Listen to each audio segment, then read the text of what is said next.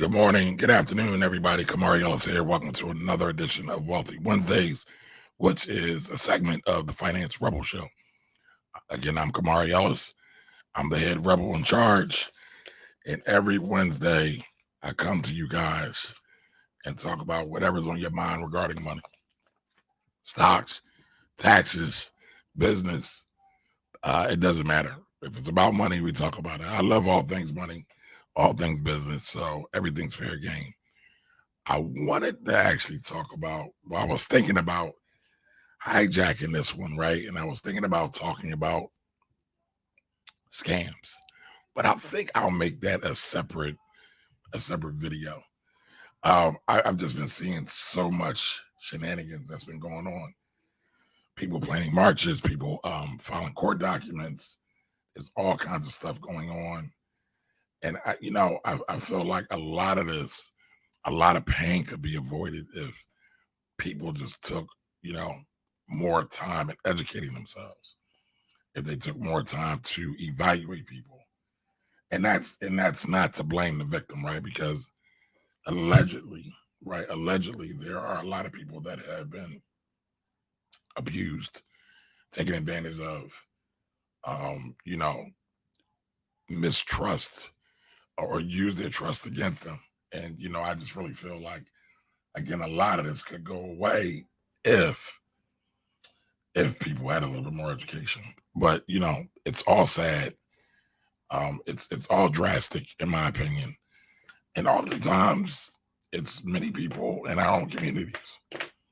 I mean, everything from fly-by-night situations. We got everything from these blooming looms to turnkey business systems to real estate deals to Forex and other MLMs. So that video will be coming out soon. But in the interim, just make sure you do your due diligence. So do your due diligence before you get involved in any deals, anything. And don't be in a rush. Don't be in a rush. Mr. Reed, how are you, sir?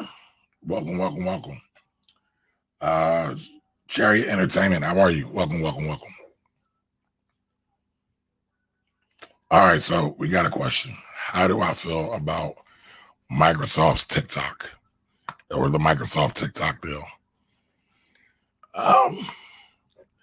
It's not much to really feel about it, right? It's a political ploy.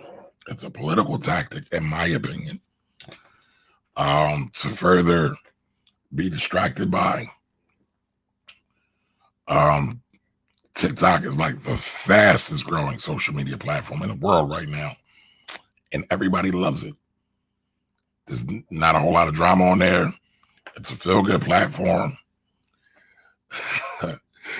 I got you, Mr. Reed. Accountress.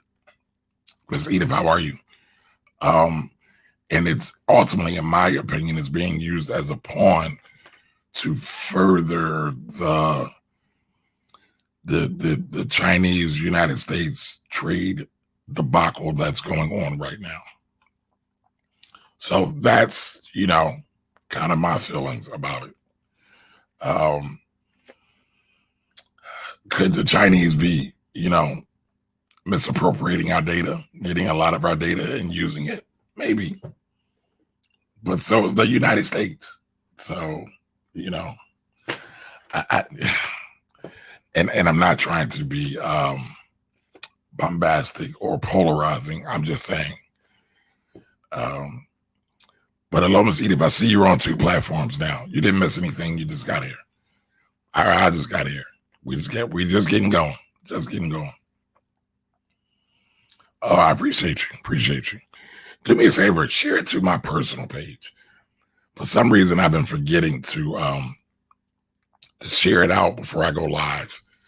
And people won't remember unless you remind them. But I'm just talking about the TikTok Microsoft issue. Again, I think it's political fodder. I think Trump's using it for headlines to dominate media, as he so masterfully does. And please don't confuse masterful as that I'm on his side. I'm just saying he knows how to manipulate the media. That's it. Plain and simple. Plain and simple. So, again, like I said, I was thinking about talking about scams, but yeah, I'd rather answer y'all questions. I think I'll do that as a separate and a side video. I'll do a different one or a totally independent video on that. So, with all that said, what questions do y'all have? What's going on in your world financially? What are you thinking about? What's keeping you up at night? What are you curious about? Let me know. Let me know. Let me know.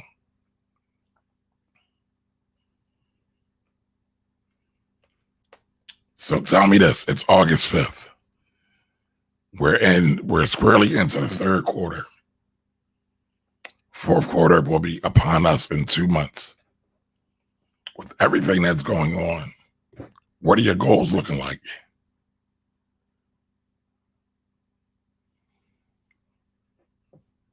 Are you on track?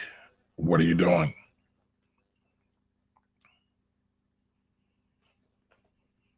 Are you working towards your goals, or are you just kind of going with the flow? Press J2, how are you? Welcome, welcome, welcome.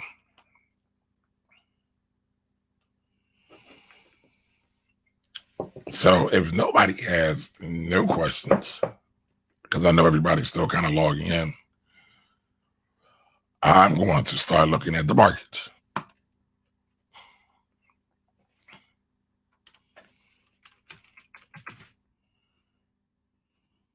You didn't mean to click what, Naisha? Sorry, didn't mean to click that.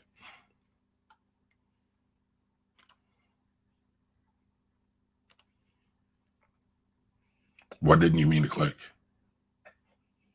I saw you were laughing at me. Is that what you're talking about?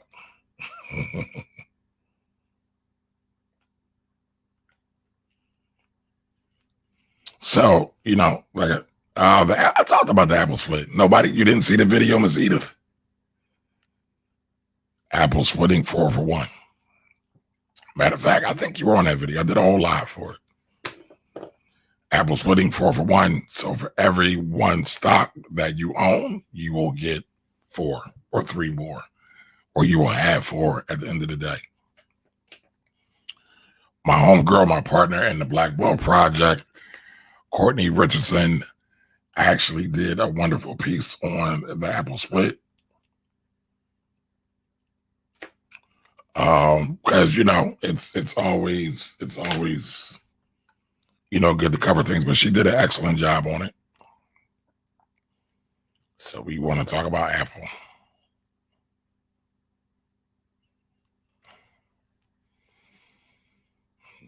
What else we got?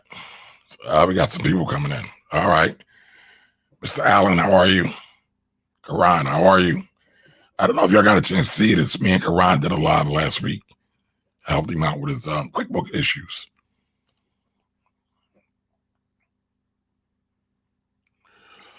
Miss Edith, so I'm officially issuing an edict. The edict is we don't talk about that guy. He's a racist. And I can't tolerate racists at all. Karan, I literally just talked about TikTok and Microsoft. Again, I think it's a political ploy by the current dude in the administration to distract. But Miss Edith, I'm not trying to ignore you. But the question is, what do you think about this racist person that we should buy real estate, gold, and silver? I think if you have expertise in real estate, gold, or silver, or want to develop expertise in real estate, gold, and silver, then yeah, I don't see anything wrong with real estate, gold, and silver. Matter of fact, gold right now is at an all-time high. Gold is kicking butt.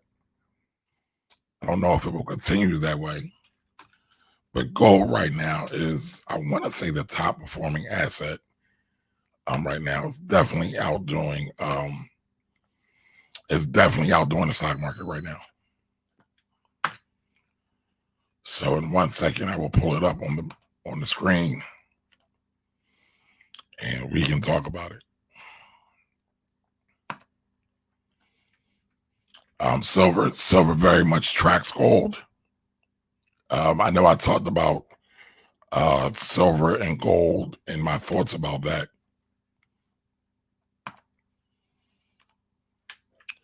All right, so going back to Apple and the split, can we still buy the Apple stock until August 31st? No, you cannot buy by August 31st. You have to buy before August 31st. Bossman PG, how are you? So let's do something real quick. I told you the Ivy Investor. Somebody tag the Ivy Investor for me. Ivy Investor did a piece on it. Very good piece. Go to ivyinvestor.com, ivyinvestor.com. And so I'm going to share this with everyone real quick so we can talk about it, because she has all the details listed in there real quick. I know it kind of off the top of my head, but I don't want to get it wrong. It's the 20-something-ish, like the 22nd-ish, until you have that. Well, the effective date won't occur till then.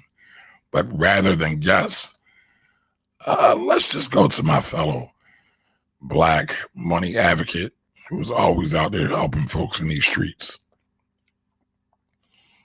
All right, so everybody should be able to see the article now. Sorry, my IG people, we don't have that technology. Mid-Atlantic, how are you? Little Pops, how are you? All right, so on Courtney's list. Okay, so on Thursday, July 30th, 2020, Apple announced a 4-for-1 stock split. So listen, for every one stock you own, you will have 4 more after the stock split is official. All right. On August 24th, 2020, each Apple shareholder of record, right? You got to be a record, will receive 3 additional shares for every share they own, right? So 3 plus 1 equals 4. All right. Investors should notice the change in their number of shares on August 31st, right? So you'll notice it on August 31st, but you can't wait until August 31st. If you are currently an Apple shareholder or interested in buying in anticipation of the split, get excited, but get educated. That's what everything. Here are 3 things you should know. All right. Stock split decreases the price. I'm not going to go through the whole article. I did that in the actual video. But there was point 2, don't get caught by corp. Right. Okay, so here we go. If someone purchases Apple stock on August 24th, the trade will settle as of the close of business Wednesday, August 26th.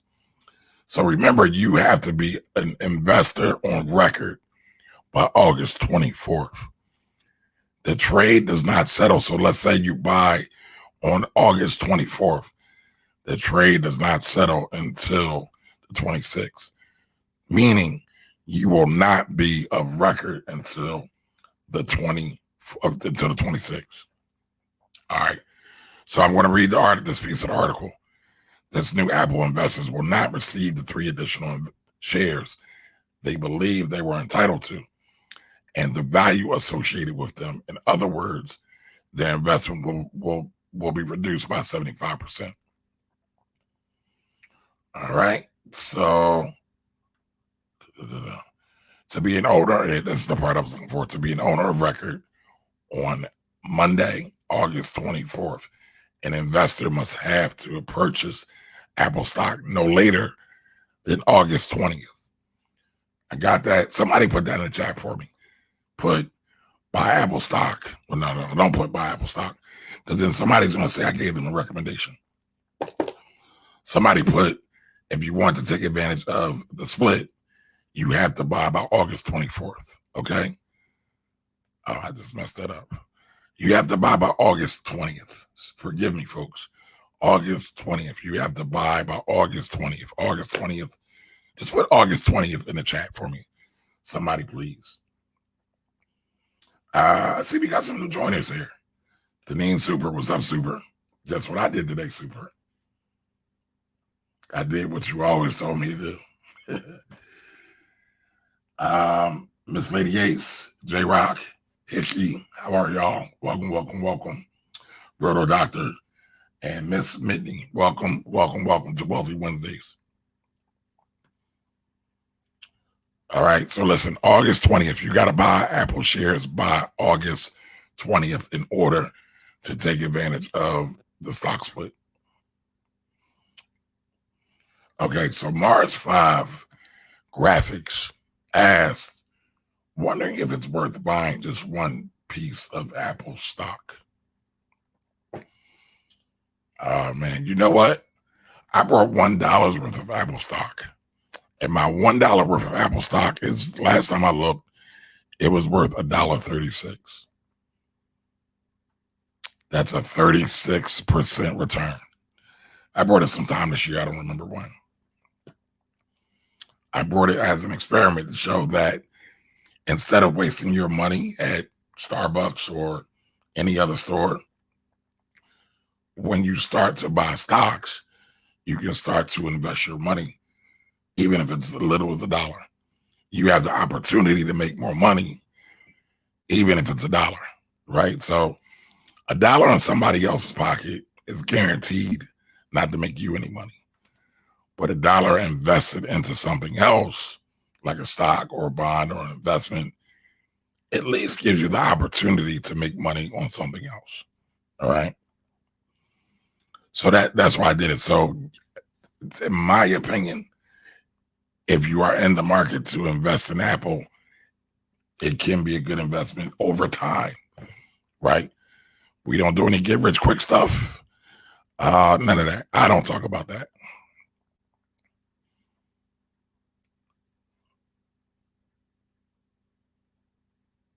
Yeah. So, all right, Ms. Edith. So I believe you got the answer to that question. August 20th, everybody. August 20th.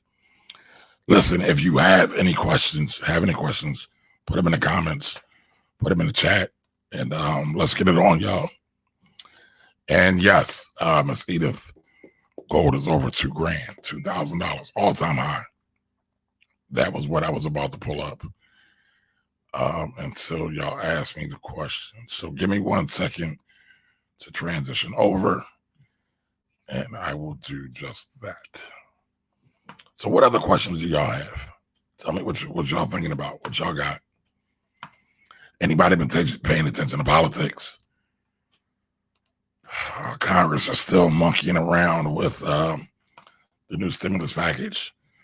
1 minute they say they're good to go. The next minute they say they aren't.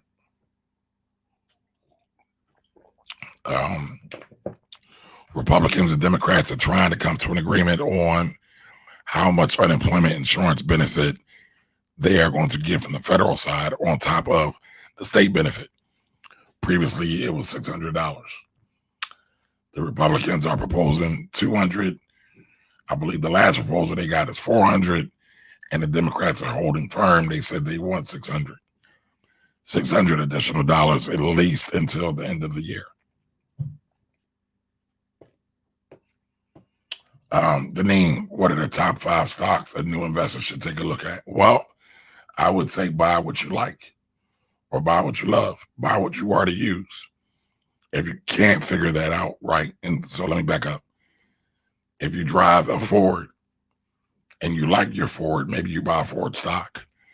If you use Apple products and you like Apple products and you think Apple is a good business, maybe you should buy Apple. If you can't figure out what you like or you don't like anything, you could always start with an ETF, a basic S&P 500 ETF.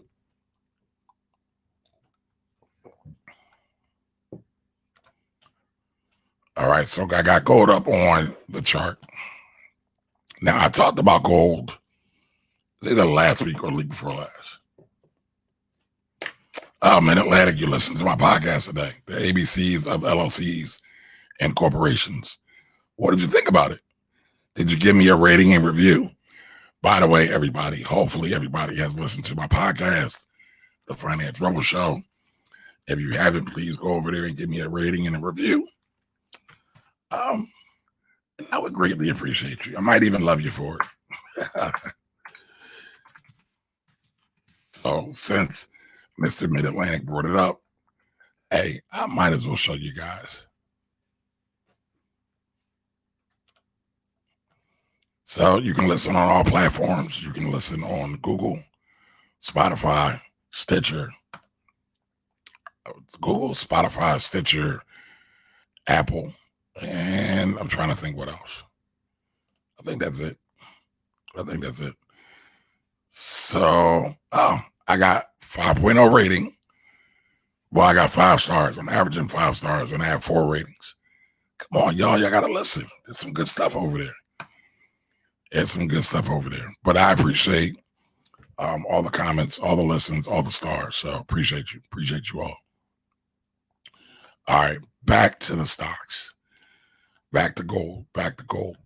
Do me a favor, if you are watching now live, do me a favor, share this. If you're watching during the replay, share this. Share this with someone who was looking to increase their financial IQ.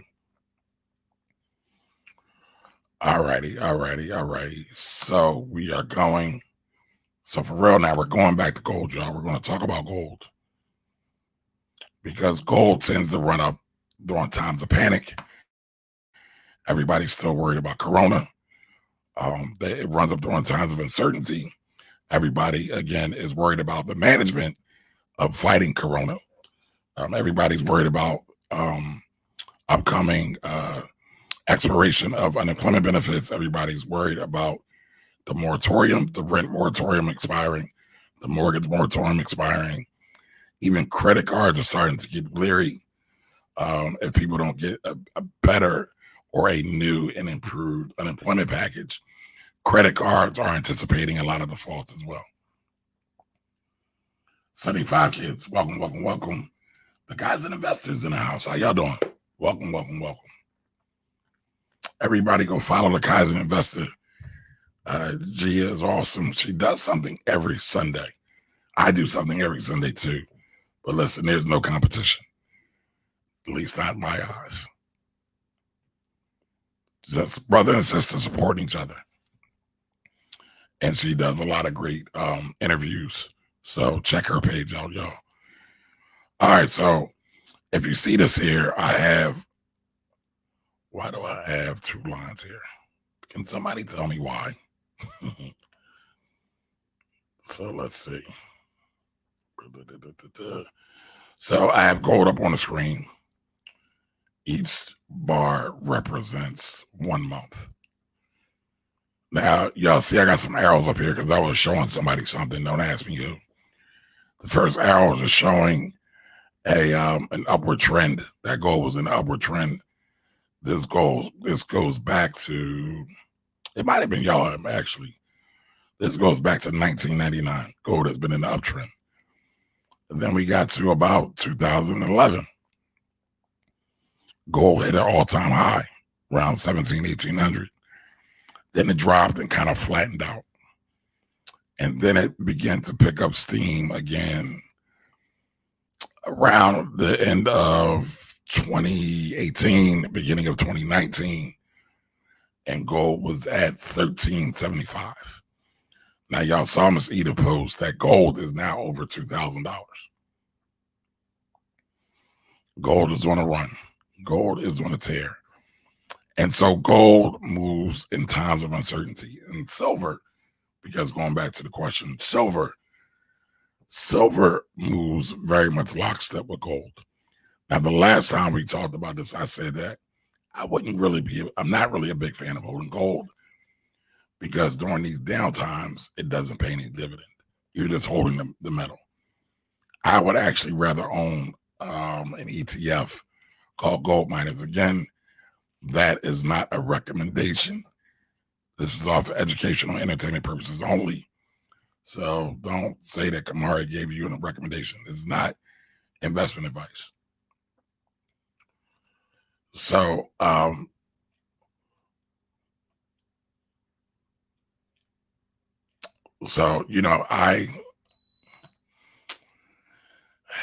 think gold is going to continue to run.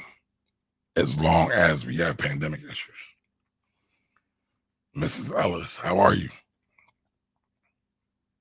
Fan mail 1977, how are you? So I think gold is going to continue to run as we have issues. Similarly, the U.S. bonds have been running as well. Like the 10-year is at 0.5%. And so as bond prices go down, as bond yields go down, bond prices go up. So again, when there's uncertainty, when people get scared, they buy certain things. They buy U.S. bonds, they buy gold, they may buy Japanese bonds as well. That's kind of where they flock to in times of uncertainty when people are scared. Success Jay, how are you? Welcome, welcome, welcome. I'm thankful that everybody's here. So, I mean, gold has done, like I said, gold has done phenomenal this year. You see, I have the chart up. It's done really, really well. I'm never the guy that's going to tell you to go all in on gold, but of your overall portfolio, it makes sense to have some in there. So Mrs. Ellis, 2015 says, my friend said that she invested in Tesla and Amazon. Is that a good move? That's hard for me to answer because I don't know their situation. I don't know anything about them. What I'll say is this. A lot of people get confused. They look and see a company's doing good and they think that it could be a good investment. But it's just like anything else, right? I might say a young lady, she might be beautiful, but she might not be a good match for me, right?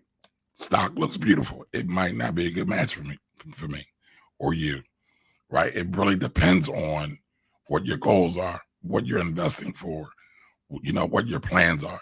One of the biggest things or the most important things when it comes to investing is your time horizon, which simply means when will you need your money back? Example, a lot of people work 9 to 5s, and they put money in their 401k. Let's say they're 30. They plan on retiring at 55. They want to retire early. They're part of the whole FIRE movement. So they invest heavily into their 401k. Gives them a great tax bonus, and the money grows tax-free. They know their time horizon. They got about 25 years. So they know they need to cut their cost, and they know they need to invest heavily. That's their goal. That's their end game. So, a lot of people don't think about that, but that's one of the most important things when it comes to investing. Not trading, but straight up investing.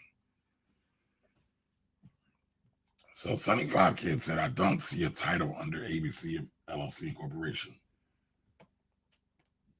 I think it's there. I thought I saw an update.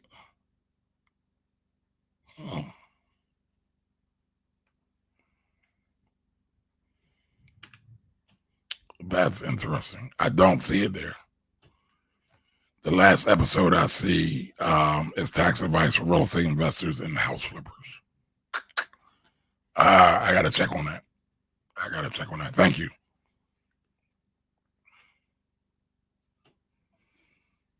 But, I think going back to the other question about Amazon and Tesla, I think Amazon is a great rent company. I'm not so hot and heavy about Tesla. Tesla still is not profitable. So you also have to understand what you're investing in. So Amazon is kind of like, again, I do a lot of relationship analogies because people get relationships. So Tesla is like the fun guy, right? I'm a guy, so I'm using guys. Tesla's like the fun guy, the adventurous one.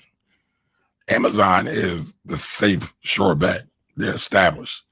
They've been around for a while. They're not going anywhere. They got their own place. They ain't staying with their mama.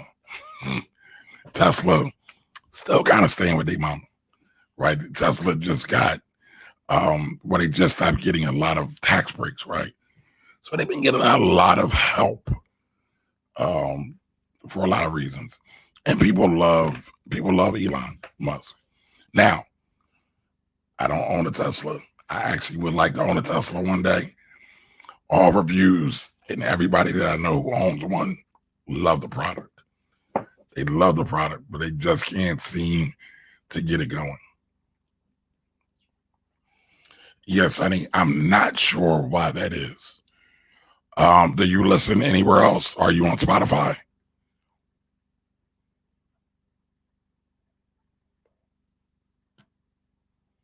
But I will take a look. I can't do it now because I'm talking to you, but I will take a look. So again, not a super duper big fan of gold, even though I know everybody loves gold or a lot of people loving gold. I know people's love, right? People's love for a stock wanes or gains when the stock is doing well. People's just like when a man got a job and he bringing home that check, everything is cool. But the moment he ain't got a job, things might get a little shaky. So, you know, things change, people attitudes change. It just really depends on a lot of things.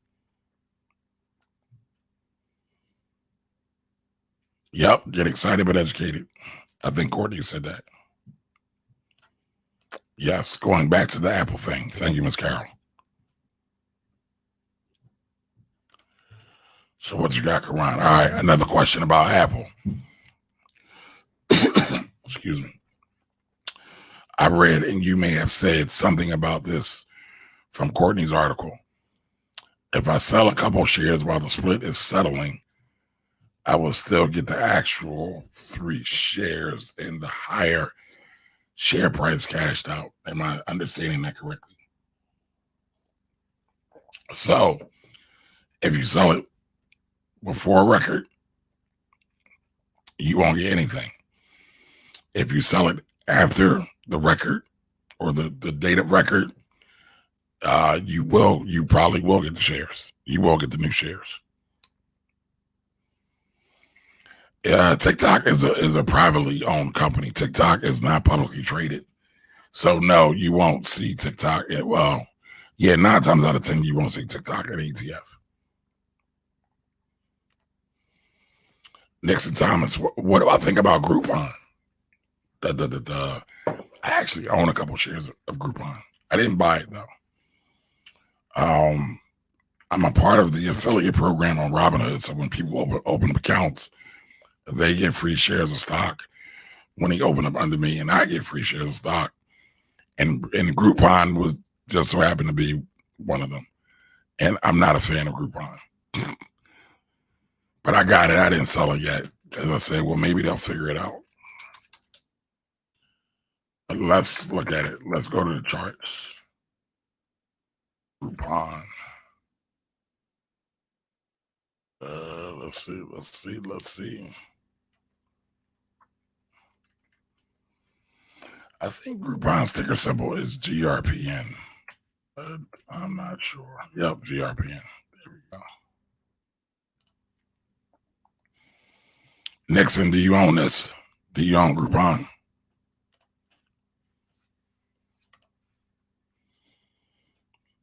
Let's see. So look at that chart. This chart looks sad. So back in 2012, when it launched at, I don't remember it being this high, $423. Fell November of 12 to $84.12, ran back up to $193 in September of 13. It kind of went sideways, then it fell again. And January of 2016.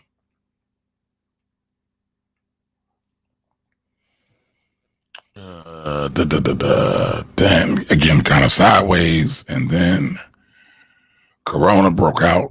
Coronavirus, it broke out, and September it started to fall. And right now it's at $16. 16.54.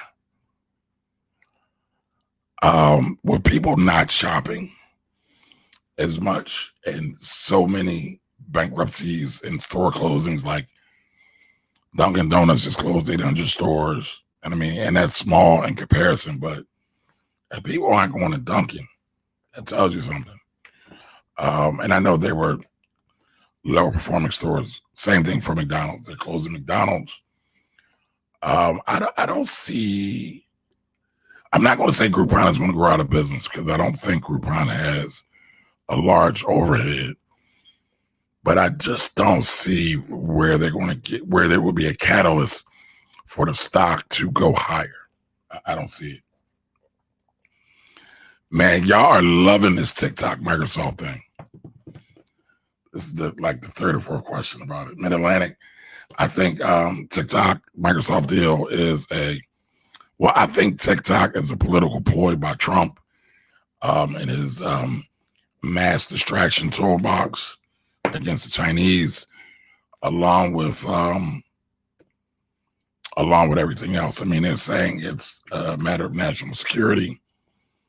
I find it odd that all of a sudden it's a matter of national security, but what do I know? I mean, since Trump doesn't read the briefings every day, we could also ask, what does he know? But that's neither here nor there. Neither here nor there. Kevy Baby 27, how are you? It could happen. It could definitely happen. I am a fan of Microsoft. Again, that is not a recommendation. Now, switching the chart, looking at Microsoft, and this sucker has been doing nothing but running for the last 11 years. Today's closing price, $212.94. So, I don't see. I don't see. I mean, do y'all really think Microsoft could do a good job with TikTok? Now, Microsoft owns LinkedIn. Seems like they're hands off. But if Microsoft tries to Microsoft TikTok, I think it could be bad. I think they could actually stifle their growth. I don't know if they have the kind of culture that's actually comparable to TikTok, but Microsoft definitely has the cash to buy it. But I don't know. I don't know. Well, they're still working on the purchase right now. It's still in the works. With this administration, I don't get my hopes up for anything. They might try to say, the administration might try to say, well, since TikTok is a Chinese-owned company, they are transmitting coronavirus through social media somehow, and people are getting affected. But, you just never know. You just never know.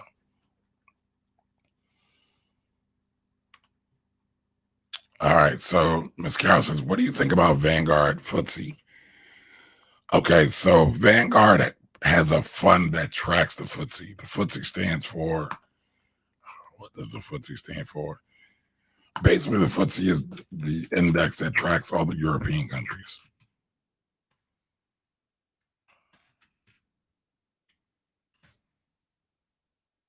So let me see what fund that Vanguard has. Let's see. Okay, right. It's VEU. So VEU is the fund that Vanguard has that tracks the FTSE. Ms. Carol, I'm assuming that's what you're talking about, correct? And you said it holds Alibaba. It might. So, all right, let's pull up Vanguard. Let's pull up Vanguard VEU.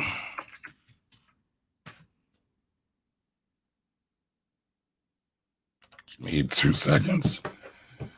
Cal, what's up, Cal? That's my buddy Kelsey. He's got a new brand out. BLR World. I just got my shirt. Cal, I'm trying to find it. I know I just had it. Yo, BL Regalia, black-owned business. So, matter of fact, as I'm pulling up VEU, I'm multitasking, folks. I didn't lose track. Let's take a moment to shout out a black-owned business, because y'all know I love me some black-owned businesses. So, give me a second. All right, so let's shift gears. Let's look at this VEU real quick. Give me 1 second to look at VEU. Did you need me? Trash. Oh, my son's here to collect trash, everybody. Oh, hello. Hello. Financial rebels. You're hilarious. Could y'all hear that?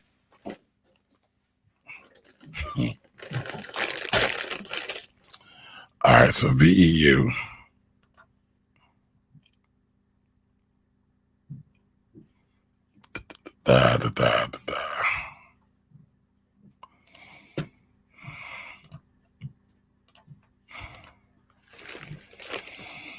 Well, you're never going to see that on a set. The guy that is in charge of collecting trash just to come on set. It interrupts everything. But that's all good, though. It's all good. Locked Melanaire. I like that. How are you? Welcome, welcome, welcome. Boss man, I see your question. I'm coming to it in just a second. All right, so Ms. Carroll said Vanguard FTSE, right? FTSE or the FTSE is an index that basically tracks. So it says all world ex-US, right? So it's an all world fund and it tracks, provides a convenient way to get broad exposure across developed and emerging non-US equity markets around the world, and it's passively managed. Okay, so here, if you all can see this, the portfolio is comprised of 24% emerging markets, 40% is in Europe, 28% is in the Pacific, 0.3% is in the Middle East, 0.56% is in Africa, North America, and I'm sure that's Canada and Mexico, and 0.9% is other. And yes, Alibaba is the top holding in that fund. Hopefully everybody can see that. Sean, how are you? Thank you for joining us. So the top holders in that fund, VEU is the fund. This is not a recommendation to buy. All right, so you got Alibaba, Tencent, Nestle, Taiwan Semiconductors, Roche, Samsung. Okay.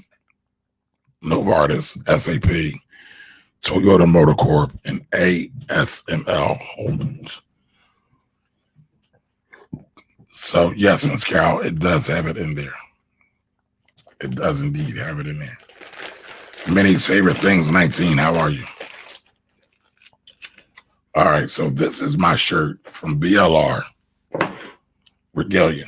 Black-owned business, y'all. Black-owned business. So I just opened the pack. I don't know if y'all knew this, but when I was younger, I used to play on a chess team.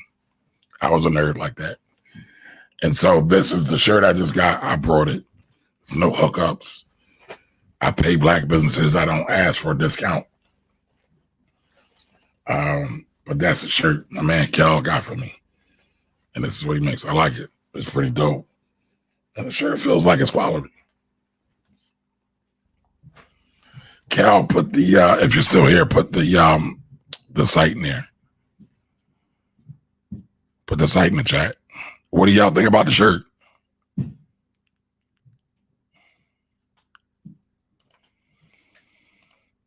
All right, so I was up a Microsoft purchase, so I got that. All right, again, you're watching the Finance Rebel Show. This is the Wealthy Wednesday section. I'm Kamari Ellis. If you have any questions, I'm answering them live right now on the spot. So throw them in the chat. Ms. Edith says, yes, we are Finance Rebels. And proud of it. All right, Ms. Edith, I appreciate that. All right, Sonny likes it. J-Rocks likes it. All right, cool. Karan said he. All right, so Karan has been listening to my podcast. There's an episode on there about paying your kids, and y'all know how these social media streets just loves to blow everything up. So there was a meme floating around. There's a couple of famous people floating around telling everybody whether they have newborn children, just children that their wives and their ladies are pregnant, but they're not born yet, to hire them in their business. Cal, don't ask me a question about gold right now. I just talked about it. Put your business in the chat, man. What you doing? Thank you, Miss Edith. BLR. Yes.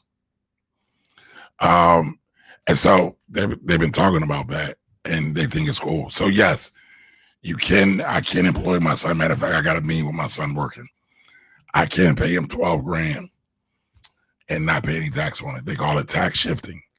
But a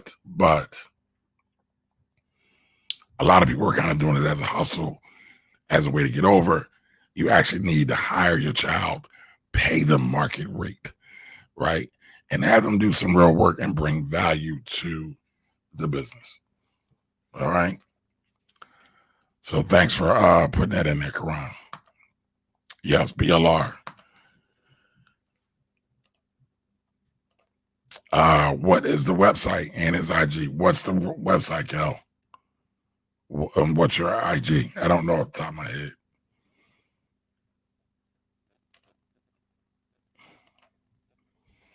A lot of online sellers use Alibaba, and online sales have increased with the pandemic growing up. Yes, Ms. Carol, that is 1,000% correct. Very nice shirt. Love it. All right, Ms. Edith. Melody out and said, the shirt is dope. I need one. What's his IG? What's your IG? So the website is BLR World. ELR. He's not even paying me for this, y'all. BLR World. But I am committed to Black businesses. Okay. And all right, so hold on. This is all at a moment's notice, right? Right here on the spot. I'm doing this on the fly. It is BLR World.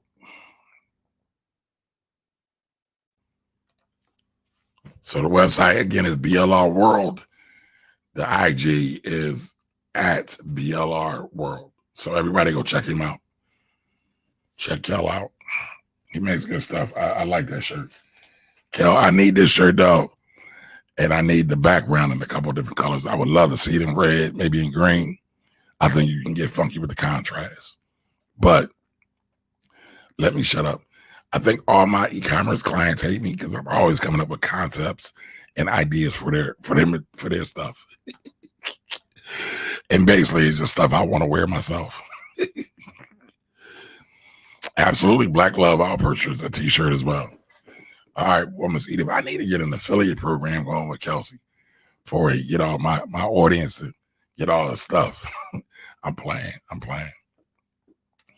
All right. So I know I have a couple of questions left. Ms. Carroll says, went to my city council meeting and they complained about occupancy tax revenue is down, but TV sales and both sales have increased in my good. Yeah, Ms. Carroll, I'm not sure where you're from. Occupancy usually deals with rent and business sometimes. Sales and boat sales, typically not. If you got boat sales in your community, Ms. Carroll, you must be balling. All right, I know Boss Man PG had a question. Kelsey, what do I think about gold? I just talked about gold when you got on, or right before you got on. It's running. I think it's going to continue to run.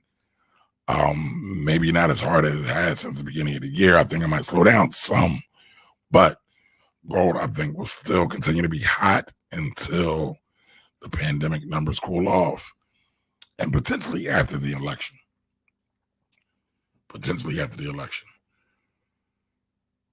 All right, so Bossman PG says Microsoft needs to let TikTok do its own thing.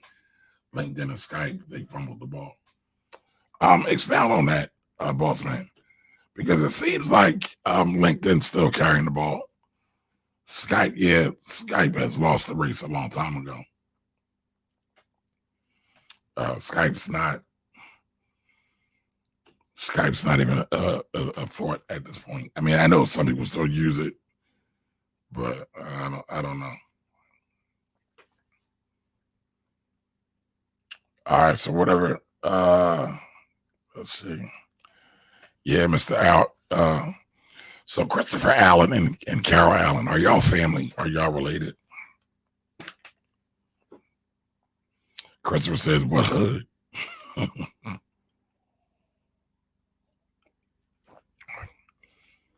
Miss Edith, I got Finance Rebel Cups. It's all for sale. Everything's for sale. Miss Bridget says it have to be. Okay. So what other questions do y'all have tonight? Mars 5 graphics. You got sidetracked, huh? Yeah. These recordings are recorded on IG. Once I'm done, it'll go up on there. It's also being broadcast on Facebook and YouTube. So you can catch me almost anywhere.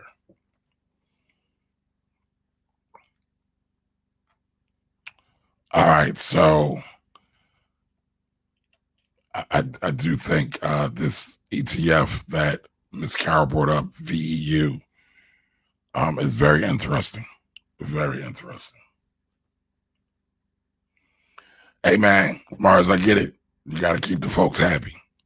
Keep that money coming in. Pay them bills.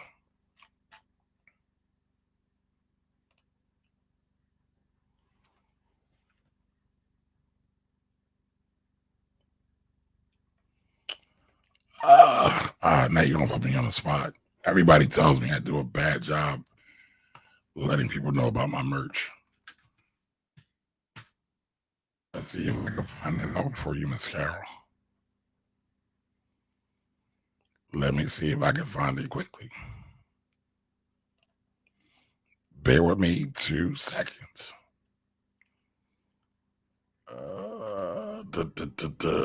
Let's see. I think I got it. I think I have it. I got it.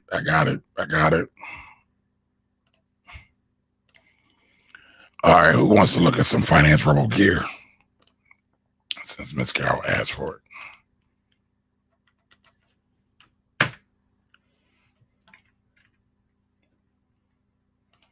So here it is. I will give you the, I got a Bitly link. I can't remember the whole thing. But that's my store on Teespring, Finance Rebel Apparel. I plan on doing more designs. I got a lot of other ideas. I actually love the e-commerce space. So I will definitely be doing more. There's the cup right there. I got I got sweatshirts. I got t-shirts. I got long sleeve shirts. You know what? I even have iPhone cases and Samsung cases and leggings. Nobody's brought any leggings yet. I should buy a pair and give them to my daughter.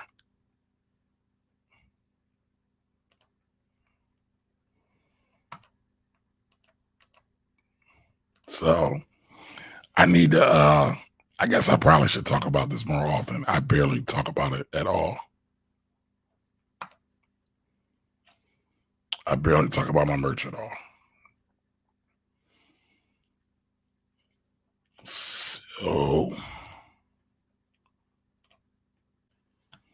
So there's my shirt. I actually need some more shirts for myself. So you got red. It's probably my favorite color. The blue, the black, purple. That's gray. And that's a woman's cut, right? If you look at the cut, green, royal blue, and red. And then that's the men's. Oh, I don't have orange in men's. I need an orange one. I haven't got an orange one in a while. So there's my merch, everybody. I will give you the link shortly. It's a bit.ly link. Let's see. It's bit.ly/FR_store. So if you want any Finance Rebel merchandise, you will find it there. I'm actually thinking about taking things up another level, though. You might see me launch a whole Finance Rebel brand of clothing, apparel, just stuff. I've discovered a whole creative side over the years. Can't see the pricings. Well, leggings. Mr. Allen, you watching this? The leggings are, I think they're $41, but I haven't looked at this in years. Shirts are $22. Sweatshirt is $41. Yeah, t-shirts $23.99. And the mug is $14.99. So when I come on here, I'm just all about talking about the money and answering your questions. IG, I am about to run out of time, so I'm going to end the call and come right back. Come on right back in 30 seconds. All right, so what questions do y'all have?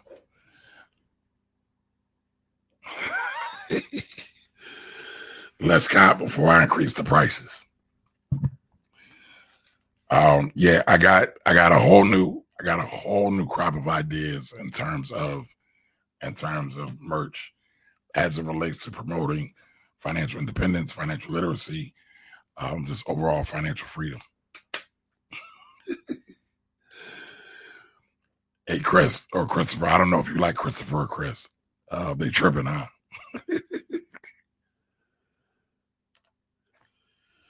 When are you going to write the ebook? Ms. Carol, that's a great question. I have a lot of ideas.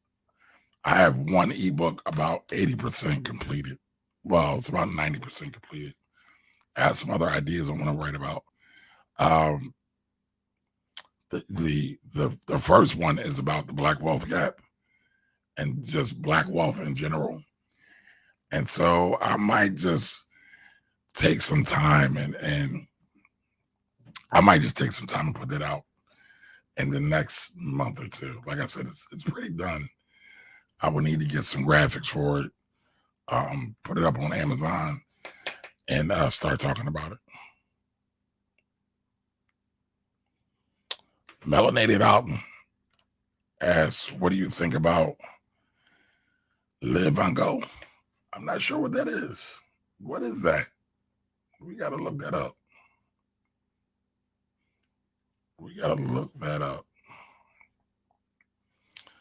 Live on, maybe it's Live on Go.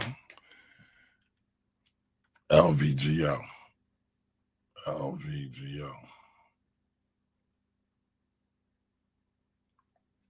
Give me 1 second.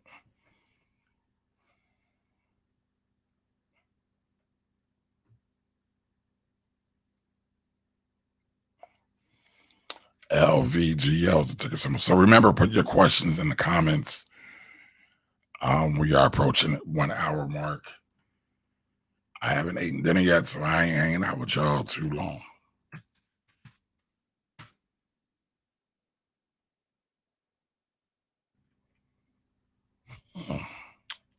Live on Go Health. Miss Ohio, how are you? Welcome. I haven't seen you in a while. $128. All right, hold on. Let's talk about this. This looks interesting.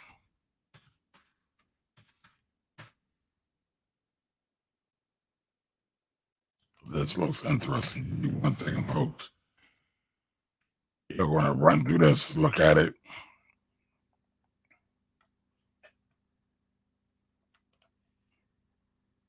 and see what it's hitting for. If anybody liked the merchandise that they saw, feel free to visit the site. Cop you a shirt. Can be a great gift. Cop you a mug, especially if you're a coffee or a tea drinker. I'm drinking tea right now.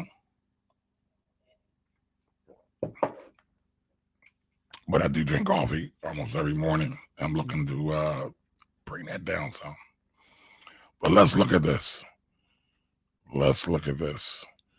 So how did you find this? What do you think about the Live On Go, LVG, and their merger? I've never heard of this company before.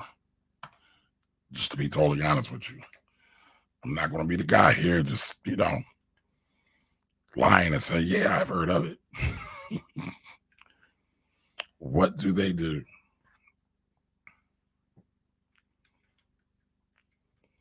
All right, so Live On Go Health. All right, Live On Go Health, Inc. provides an integrated suite of solutions for the healthcare industry in North America.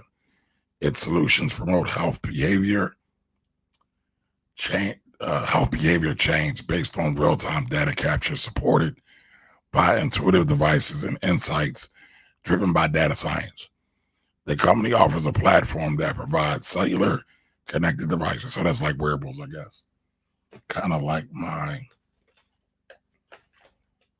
was trying to find my Garmin because I have a Garmin and I use that to track all my stuff, my heartbeat, blood pressure, things like that. So I guess it's in the wearable space and facilitates access to medication and products. Its products includes Live On Go for diabetes, Live On Go for hypertension, Live On Go for pre-diabetes and weight management, and Live On Go for behavioral health by My Strength.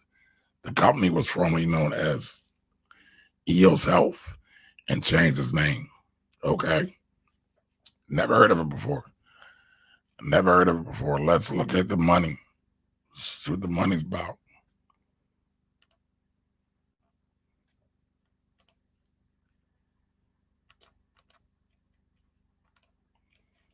All right. So remember, everybody, you're watching the Finance Rebel Show. Every Wednesday, we do the Wealthy Wednesday section. And I am here at 8 p.m. every Wednesday to answer your questions. Do me a favor, don't keep me a secret. Share me out with a friend. Share me out with somebody who is looking to increase their financial IQ so they can be better stewards of the money, so they can be better multipliers of money. All right, so they did $170 million in revenue in 2019.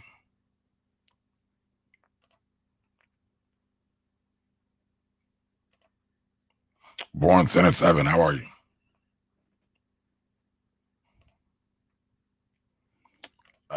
They had about roughly $391 million on hand, cash on hand. Y'all know I always like to look and see how much cash they have. Now that was as the end of the year, 12/31/2019. So right now they have about $368 million in cash. So they got some cash, but at $128 per share, I don't know. Always just right. How are you? Welcome. But it's a $12 billion company, $12.5 billion company. So it looks interesting. I want to write this one down because I do think wearables. I do think health. I do think all of those issues are going to continue to be potentially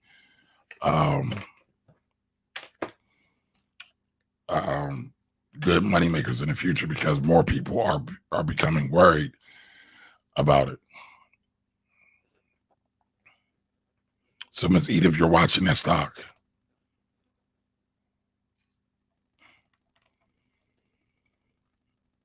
And so Melanated Alton asked about the merger they were doing.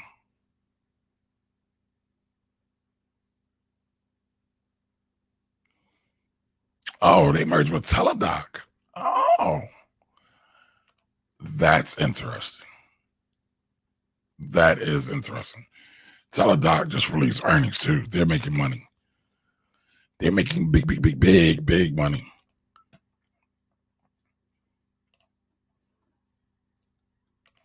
And what is 1708?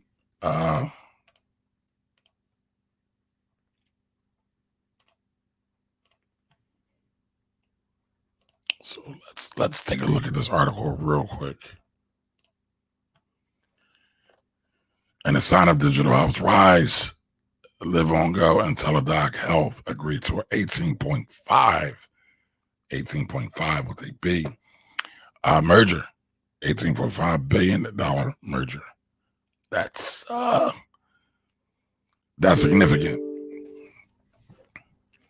So, and a sign of the growing importance and value of digital healthcare in the world of medicine, two other industry's publicly traded companies have agreed to a whopping $18.5 billion merger deal. So they're going to come together.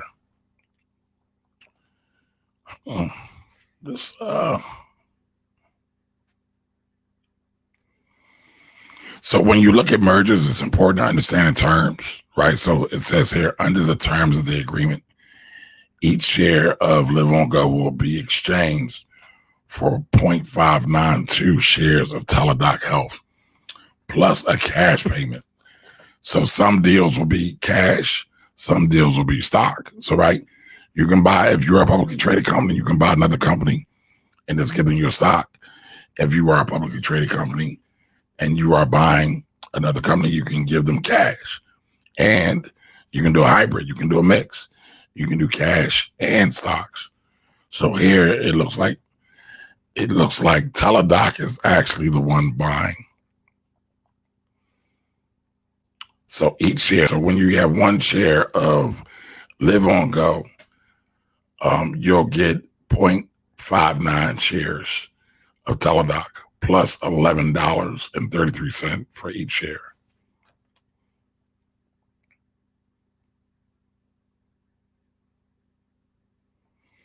Okay, so Teladoc trading at $16. The company is expected to have a pro forma revenue of $1.3 billion, representing 85% year-on-year growth. So these two are joining together to take on the medical device world. This looks interesting. Teladoc currently has 70 million customers. Jeez, I didn't realize they had that many. Teladoc estimated that there will be revenue synergies of $100 billion 2 years from now. So just them coming together, they will make $100 million more than what they're currently doing. So sounds good to me. The company expects the deal to close by the end of the fourth quarter, subject to regulatory approval. So, right. So here's another thing, right? Anytime you see companies merging, publicly traded companies merging, usually the SEC has to approve. Sometimes the FTC, the Federal Trade Commission, FTC, and the SEC is the Security Exchange Commission. A lot of times, both of those have to be approved, or both of them have to give their approving or give their blessing for the deal to actually go through. So this is one to keep on the radar. So thank you, Melanated Alton. I'll do a little more research. I mean, on the surface right now, it sounds okay. I know Teladoc is killing the game. But, you know, I would just want to see what's going on with it a little bit more. Tiffany Thompson's in the house. How are you, Tiffany? Evening. I switched it up tonight. What did you switch up tonight? What about Sorrento Therapeutics, SRN stock name? Please look at the stock. Was discussed on CNBC yesterday. I believe created a COVID-19 test for the tongue. Okay. KMA7, how are you? 215, King of the South. Oh, my man's here. What's up, Reese? How are you? And Mid-Atlantic has thoughts on Fastly FSLY stock. They beat earnings today. I like them you like them in the cloud computing space. Okay. Oh, Tiffany is on FB, Facebook today instead of YouTube. All right. No, that was good stuff. Alton. Thank you. Appreciate it. I mean, listen, folks, we are a community, right? So we are here to share information as well. Not just pick my brain all night long. Right? I can't catch everything. I can give you my opinion on it. You know, I'm always going to tell you to do your own research on it. Don't lean on my understanding and my experience. I mean, you can, right? But it's not a substitute for you doing your homework. It's not a substitute for doing your own due diligence and your own research. All right, so I got 2 stock questions, and I might take 2 more after that and call it a night. So I got Miss Ida first, and then Mid-Atlantic, I'm coming to you. So Sorrento Therapeutics, never heard of them before. Man, y'all pulling these out, y'all. Patootie tonight. Know where y'all getting these from?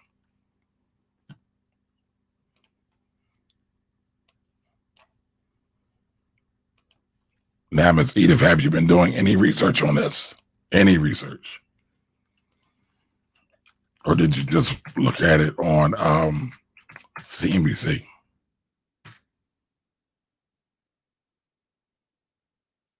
What is that ticker symbol again? SRNE.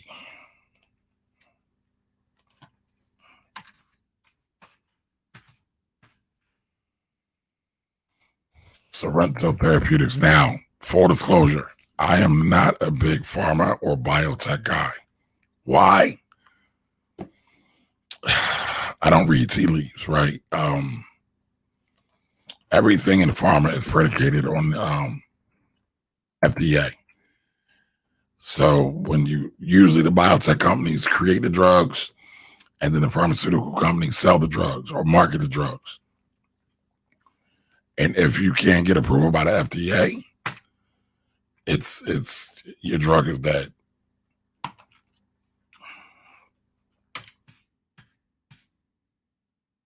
Wait a minute. Oh, that's trending. So that FSLE is trending.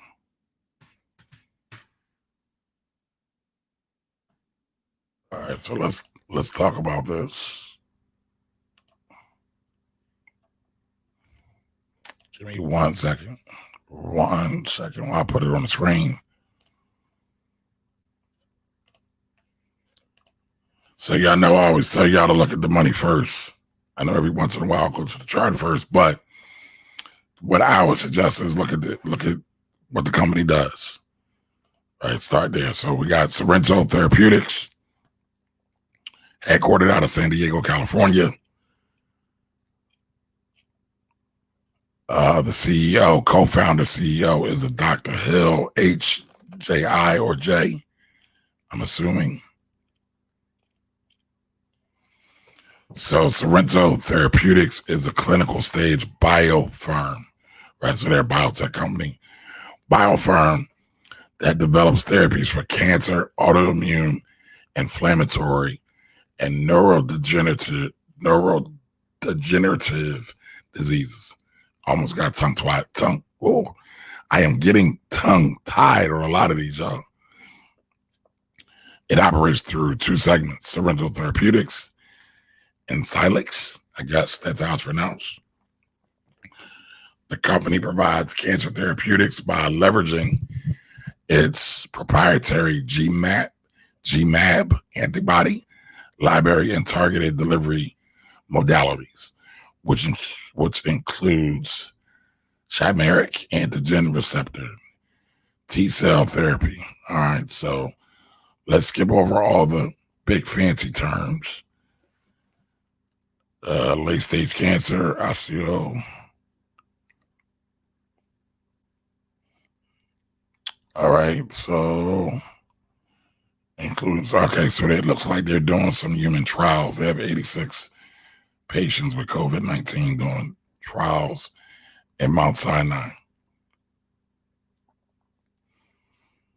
Okay, so they're doing an agreement with the University of Texas at Galveston for preclinical testing of Sorrento COVID-19. So, with anything else, right? This company is a $208 billion company. It's $12, excuse me. Previously, it closed at $12.84. Today, it closed at $13.78. So it's up almost 7%. So, yeah, it's experiencing the COVID effect. So any pharma company that announces that they're having some success with COVID-19 sees a jump.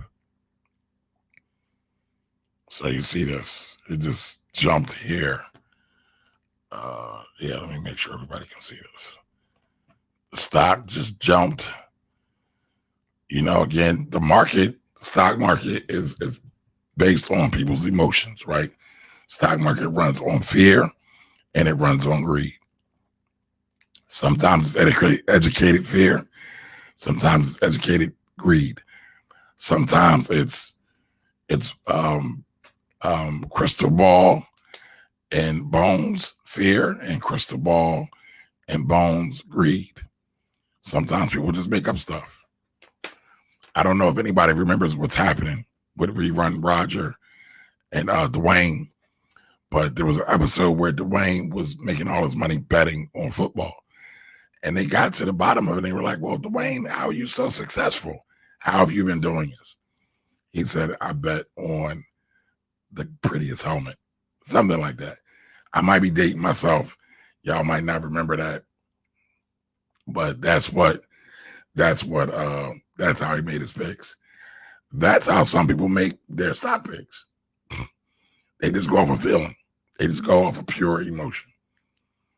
They might get lucky a couple of times, and then eventually they come to a sad demise, and they usually lose all their money. So let me just check in with a couple of folks real quick. P. Wills 31752. How are you? Mars 5's graphics is back. Jimmy, your mortgage. Welcome, welcome, welcome. 75 Kids is back. My man Sid's here. What's up, Sid? How you doing? Everybody go follow Sid. Sid is a branding aficionado. Man gets flued out all over the world to do all kinds of speeches and presentations and conferences about his branding expertise. So everybody check out Sid. And he writes for Branding Magazine as well. So Kitchen CJ32, how are you? And Mid-Atlantic Research. Okay. All right. I'm coming back to you, Mid-Atlantic. I'm coming back. All right, so Sorrento looks interesting. We understand they make drugs. Let's see what the money looks like with the cash at. All right, they made $31 million last year. All right, so they made $31 million last year. But they are worth $2.8 billion. The company's worth $2.8 billion. Billion, folks, what they be. But they made $31 million last year. Anybody see anything wrong with that?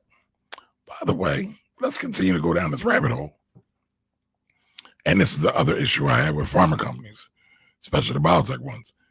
They will lose money for a long time. So like you see here, Sorrento Therapeutics was not profitable in the year ending 2019. They lost $292 million. How much money do they have in the bank? Let's see how much bread they got.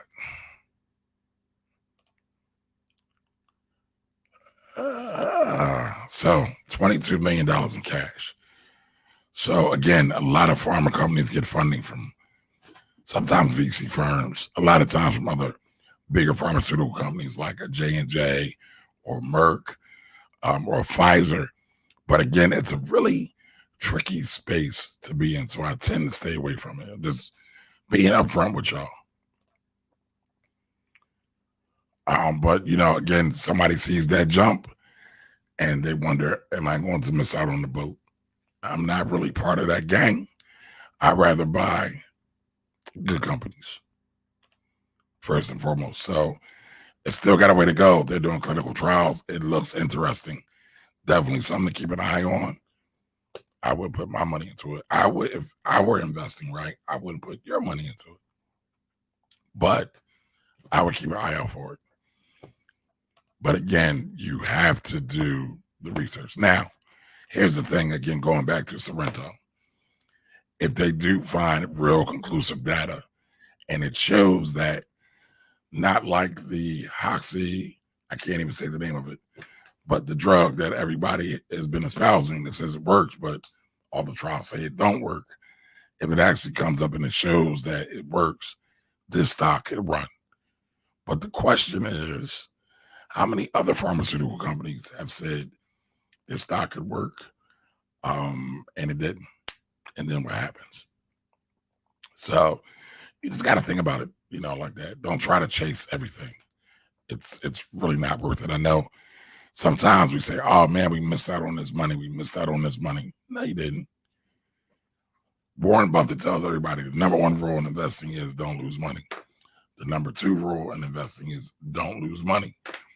And so sometimes you have to forego certain so-called opportunities that looks good.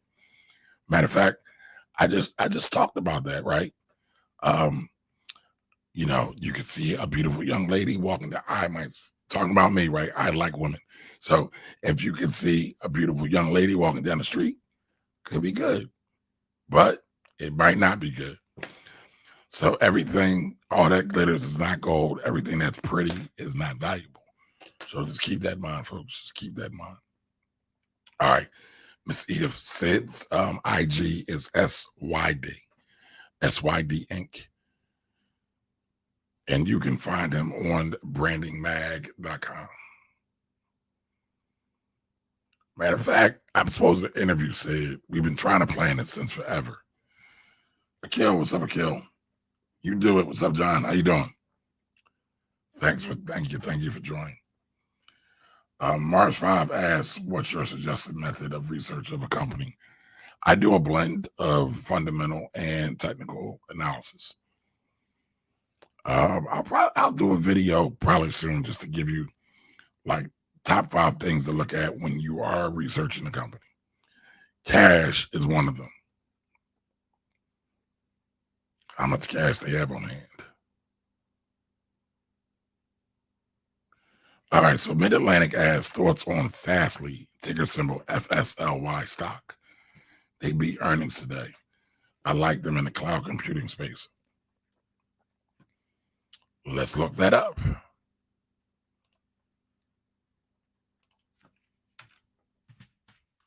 And so the bare minimum, right? Anytime you're looking at a stock, just throw it into Google. Throw in the ticker somewhere in the Google. See what comes up. Read some of the articles on it. Realize this. Articles, how can I say this? Articles are not always objective. Articles are not always well-researched, depending on what you come with. So you got to try to read a good mix of things to try to arrive at an objective conclusion, or at least an objective start. All right, so Fastly trading for $108.92. It's an $11.24 billion company. What do they do? And I go through this exercise.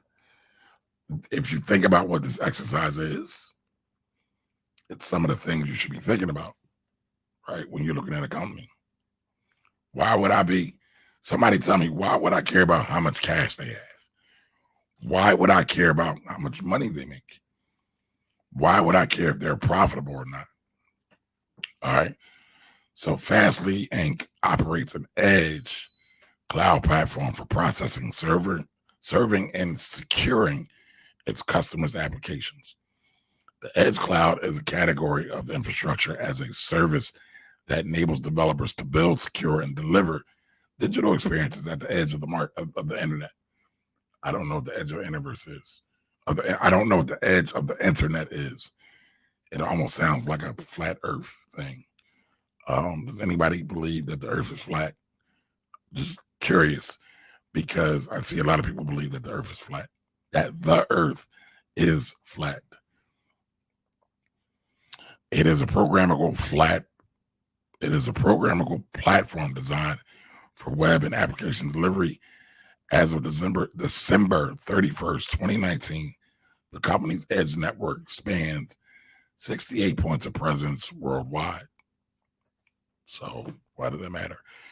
It serves customers operating in digital, publishing, media, entertainment, technology, online retail, travel, hospitality, and financial technology.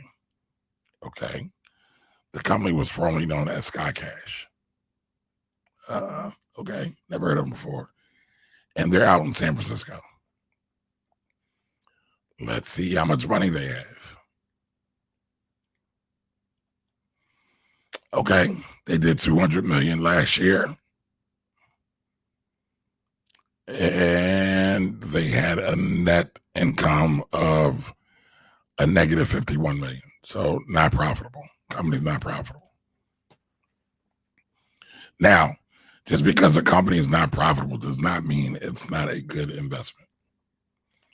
Facebook, when it first IPO'd, that means initial public offering, it was not profitable. But Facebook was a well-run business. Okay, so Fastly has $131 million on hand. $11 billion company, Edge company, had better than expected earnings. Hold on, let me see something here. What did they do this quarter? So this quarter they had 62 million, almost 63 million. And they haven't updated it for the last quarter.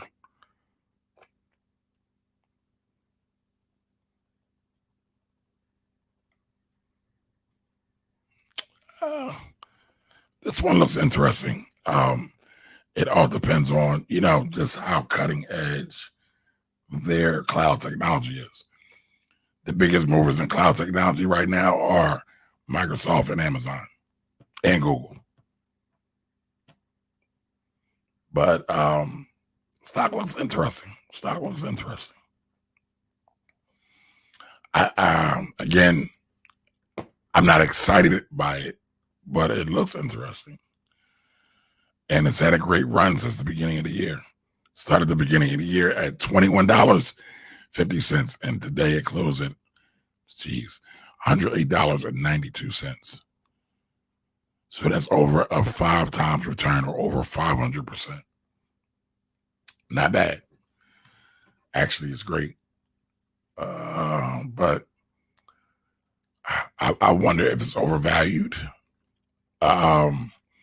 I wonder if they ran too far ahead, the stock price that is. So I don't know. Dang, I didn't show you guys any of this. My apologies, folks. My apologies.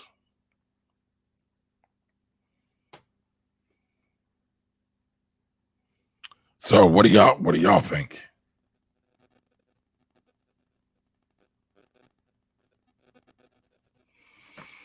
Okay, so Mid-Atlantic says, research bro, I've been following Fastly since March. It's been on a run. I got in a little late, about 65. Man, you got in at 65. And Shopify uses Fastly as well. Okay, that's a good indicator. Shopify is on fire. I really like the Shopify business model. Hey, Shamise, when did you sneak into the room?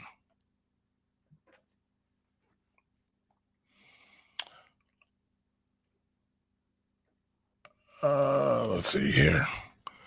Nas, the gig accountant. What business are you in? I'm in the education business, Nas. I'm assuming you're an accountant. I'm in the financial education business, but I guess my official title is financial strategist and tax advisor. That's what I do during the day.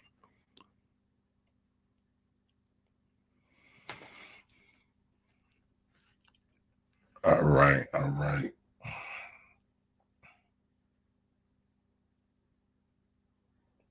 Queen on her throne, how you doing? Sapphire Blue, how you doing, lady? How you been? Who go? Appreciate the insight. Thanks. My pleasure. Thank you. Cass 587, how are you?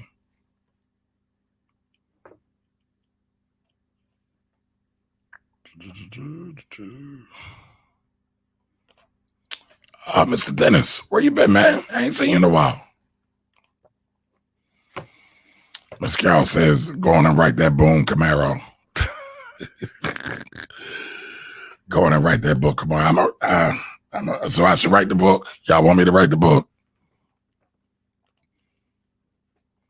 So Shami says it's definitely overvalued. Yeah, it seems like it.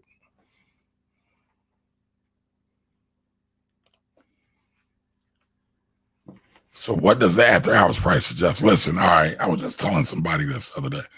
For all my beginners, right? All my folks, all my stuff is really geared toward beginners, right? I do not, matter of fact, I'm going to prohibit y'all. But no, if I prohibit y'all, you're going to do it anyway, because y'all are probably rebellious. But listen, seriously, I highly, highly, highly do not suggest you that you trade in the pre-market, which is before 9:30 a.m., and in the aftermarket, which is 4 p.m. and later. All right. Stock market is open from 9:30 a.m. to 4 p.m. Monday through Friday. And since the markets are open basically all over around the world, is almost a market open somewhere where you can find stocks somewhere to buy or to sell. People will sometimes buy in the pre-market or the aftermarket.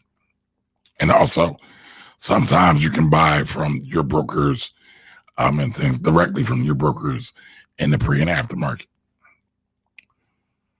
Right, 75-year beginner. All right, so listen, don't trade in the pre-market or the aftermarket. Why? The reason why I tell people not to do it is because, one, you can get some really funny pricing. A lot of times when some of the algos, right? So there's computers out there that trade against us little individual retail investor folk. They'll see your orders kind of come out of whack, and then they'll fill those orders, but they'll fill them with a really wacky pricing, obviously for their benefit. So they're looking to get profit, and they're looking to get money out of you. So I would avoid it. I would avoid it. Yes, the bell opens at 9:30 a.m. and the bell closes at 4 p.m. Ms. Carol, you sent an order, but you set a limit. But 9 times out of 10, even if you sent an order, if you're dealing with some of the smaller retail platforms, it would just sit there until 9:30. But you used a limit. What did you buy, Ms. Carol, if you don't mind sharing that with us? Did you buy that VEU you were talking about?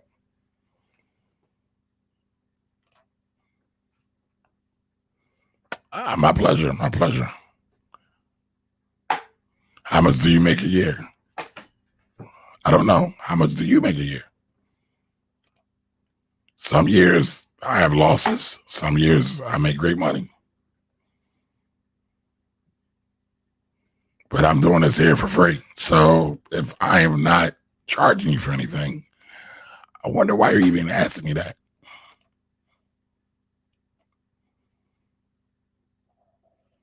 But Miss Carol says I should write the book. Okay. I might just do that.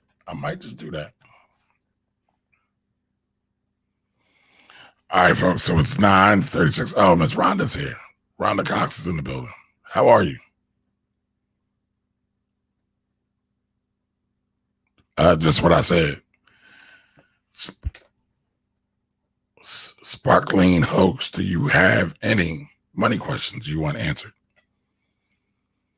And let me ask you this question, Sparkling Hoax. would you even respond to a question about your personal finances when you're broadcasting live all over the world? Where I'm from, people get robbed for that. Okay, Sparkling Hooks, you just gave me a very vague response. You're living fully off the stock market. What does that mean? I mean, I could play the game too, bro. Or lady. Not trying to be disrespectful. Yes, you would. What? I don't know what that means. Can we get some complete sentences, please? Ms. Eva says, I appreciate your free information. Zen the Home Concierge, how are you?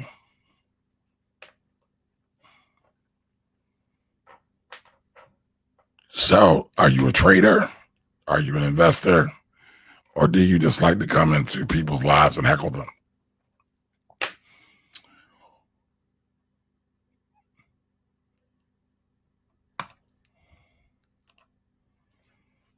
Okay, Miss Carol's logging into my computer to get the name of the stock order.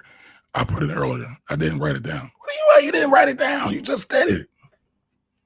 I'm not fighting with anybody. Zen Holmes, Kia. I'm not fighting. We're just having a conversation. Okay, so if you would give it, give it. What's your stats look like? P. Wells, you're welcome. Wait, okay, so now I'm 18-year-old and I'm broke. I'm just getting into this. I'm completely serious. But you just said you're living fully on the stock market. So here's the thing about me, folks. I'm a little weird. I'm a little nerdy, right? When I see incongruence, inconsistency, like it triggers my brain. So you just said you're living fully off the stock market, but you're 18 and broke. So are you joking? And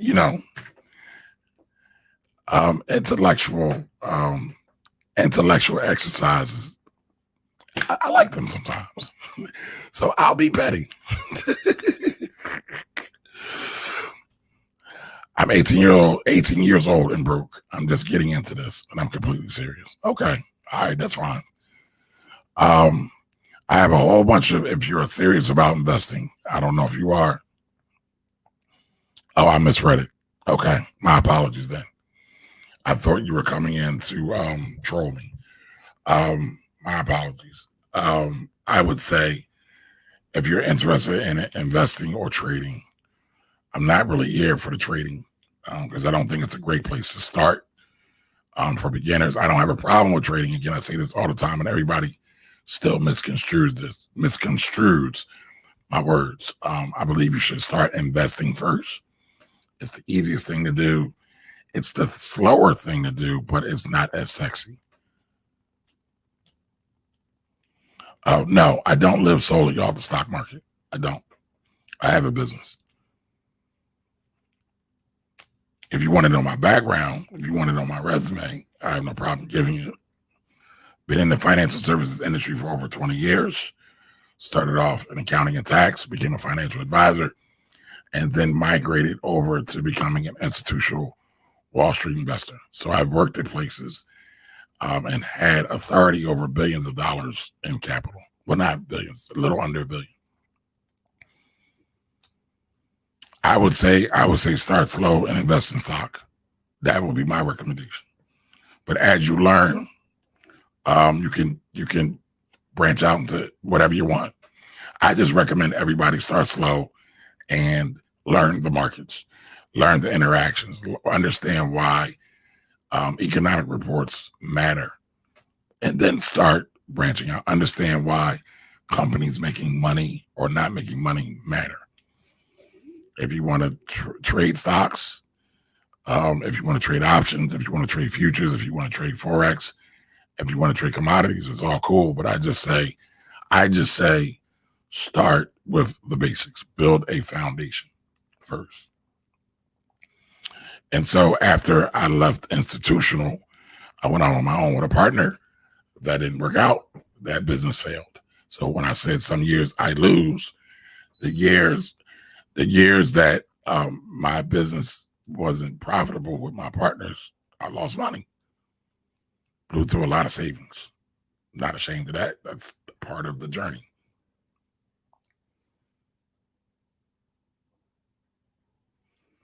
And then years later, uh, I couldn't get away from helping people with their taxes. And so I still do a lot of tax work and a lot of financial strategy work. And I still manage a wee bit of money, a little bit, just a little bit. My passion is probably the markets. Well, I love strategy. I love financial strategy overall, but I also have a passion for helping people understand money and how it really works. And listen, the beautiful thing is, I ain't selling shit. I ain't selling nothing. You take it or leave it. I'm not here driving around in a yacht or a Maserati or a Lambo or walking you through my great auspicious house that's on 50,000 acres of land, riding around with my helicopter and my drone. So, Sparkling Oaks, in all seriousness, what I would do if you're 18, I would figure out ways to make money. I would establish your income first, increase your income, maximize your income. If you want to do real estate, do real estate. I see nothing wrong with that. If you want to get your real estate license, anything wrong with that. With doing that, I would try to get a mentor and I would read as much as possible. Not from these folks online, though. There's too many scams, too many frauds, too many Ponzi schemes. But I would look to find somebody who's really established in the real estate agent game and go there. I mean, listen, you can make a lot of money selling real estate. 75 kids asked, is 500 to start? Is 500 too small to start investing? No. It is not. You only need $1 to start. If you got $5, that's great. If you got $50, that's awesome. And if you got $500, that's phenomenal. Get busy. Get started. Start today. Don't be in a rush. Take your time and do your research. Caesar stock just paid out holders. Kia says Caesar stock just paid out holders.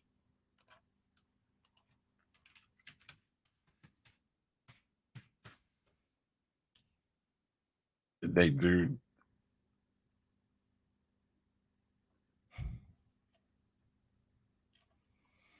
So Caesar's is CZR. Oh, that's not right. Disregard. I got the wrong ticker symbol for the Caesars.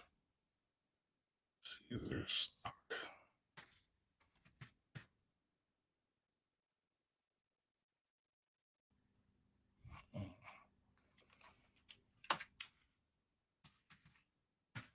Let's see. Let's pull it up.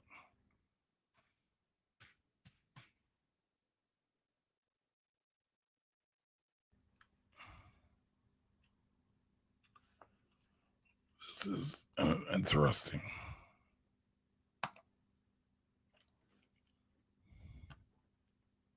It is CZR. Okay.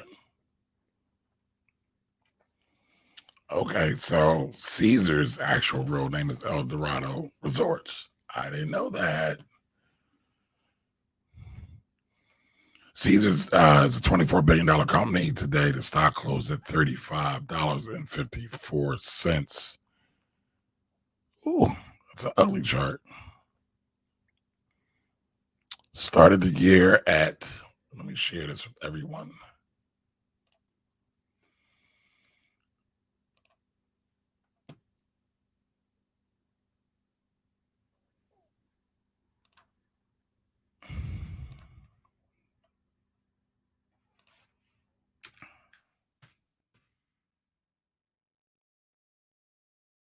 All right, so Caesar's again, 35.54, $24 billion company.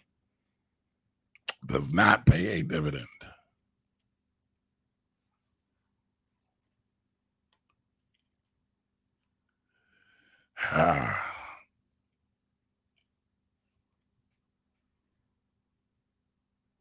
and it looks like they did about 2.5 billion in revenue in 2019 and had earnings of 81 million.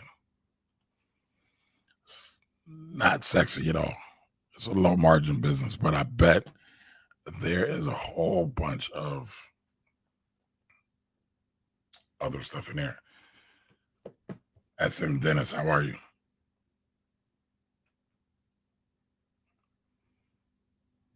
All right, so Mid Atlantic just asked what topics do I have coming up in the podcast? That's a great question. Let me look in the folder. I was just talking to my podcast editor.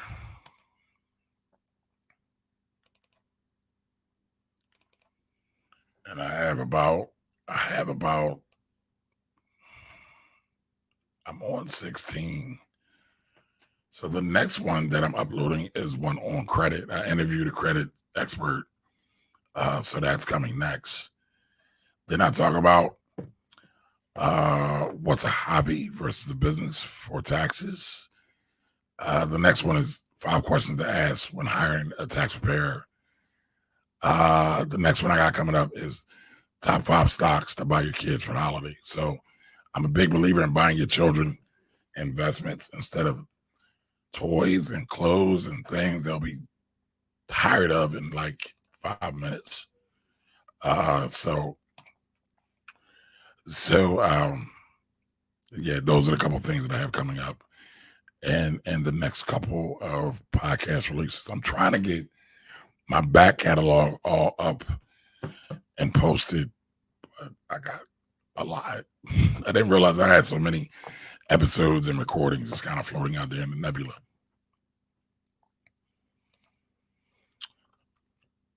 Yes, you either win or you learn. I agree. Okay, Shamise, I believe Shamise, are you a full-time trader, Shamise? So Shamise says, yes, true. I started off learning stocks and stock options before I branched out to futures and Forex. Yeah, because futures and Forex move so fast. And you know what, again, I don't have a problem with any of them, but the problem I do have is that a lot of people will get into them and they are not built for it. And what I mean by not built for it is that they both move. Well, even the stock market can move really fast. Day trading moves very fast, stocks. And if you don't have the emotional strength and fortitude or makeup, I don't advise it for everybody. Just imagine, right, the Robin Hood story that came out where the guy committed suicide because he saw his account reporting one thing and it was another thing. And so I think it was like a couple $1 million that they said he had lost. In actuality, he didn't. But at that moment, he saw that and he snapped. And when he snapped, he committed suicide. And that's so terrible that this person lost his life over a misprint. I mean, it's really sad, but when money gets involved, everybody's emotions are on high. So listen, no matter what you do, one of the best investments you can make is to understand and know yourself and continue to get to know yourself. Some people are not built for fast, high-paced, emotionally driven things. They are built for slow and methodical and routines. And that's okay. There's no judgment. You just have to figure out what's best for you. And don't try to follow along with anybody. Are you trying to buy SPY? This Carol's trying to buy SPY. Okay. So SPY is S&P 500. It is the top 500 companies in the country, United States, that is. And it's funny that SPY, right? At the S&P 500, it's like 20% tech. So everything's kind of being totally dominated by tech right now. Caesar's ticker symbol is CZR. CZR. Right. No more toy purchases. Books and investments. Yeah. Books, investments, and listen, if you can afford it, experiences. Now, I know people love to travel, but I'm talking about like real experiences, not just on the resort somewhere, but actually getting to see the culture, getting to see how people interact. I think if more people travel, I think racism would diminish because then you get to see the beauty of so many other cultures, and it would destroy or help to destroy arrogance or cultural arrogance because you realize that while we're all different, there's beauty in all of us in some way, shape, or form. Okay, so yes, Shamise is a day trader, y'all. So I talk about trading. She still rocks with me. So I can't be too far off. What's up, Candace? How are you? Trey Snatch, how you doing? Kevin Gee, how are you? Keystone Motivated. Carol B46, how are you? Cindy Stanley is here. What's up, Cindy? How you doing? Thanks for joining us, everybody. 75 kids, how do I start? Is it with a brokerage account? Well, it's always going to be with a brokerage account, right? So 75 is asking how to start investing. It's always going to be with a brokerage account. You can look at something like Cash App. We all use Cash App. By the way, Cash App is owned by Square. You could always look at Robinhood, and you could even look at some other platforms. It all depends on what you want. Send me a DM, and we could chop it up about it a little bit more. Cash 587 asks, how do I feel about Uber long term? I don't. I think Uber still not profitable. While they're making acquisitions of what did they buy? Grubhub. And I think they're trying to buy Instacart. I think I haven't looked. But I don't think they're that great. I think they don't really have a real focus. They're doing too much, in my opinion, at this point. Okay, Mid Atlantic says good night and appreciate the announcement. My pleasure. And thank you for hanging out with us.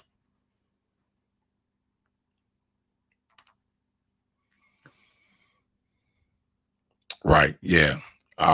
Yes, that's the guy from a few weeks ago. Suicide over a misprint. I mean, that's what it is, and it's sad. Listen, every life is valuable to me. Every life is God given, God ordained, and it's special, and it should be cherished.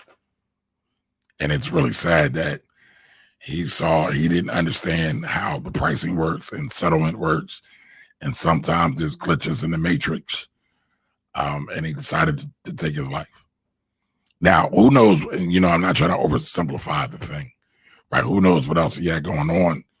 I know a lot of times our youth feel this need to be accomplished, so-called successful, so-called arrived at this place of money and things. And sadly, he wasn't able to mature and grow and live long enough to find out and figure out that at the end of the day, it ain't really about the money. It's more so about the peace, and it's more so about helping others, in my opinion. Okay, so Ms. Carroll says SPLG has holdings in Microsoft. SPLG is the new ETF.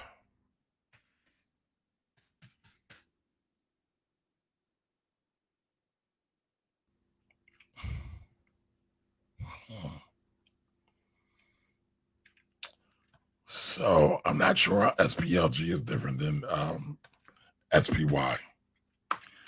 Again, these are not investment recommendations. This is all for entertainment and educational purposes. Before you make a decision to invest, please talk to your investment and tax advisors. Remember, past performance is not an indicator of future results, meaning that just because an investment or a stock has done good in the past and present does not mean it will continue to do good and make money in the future.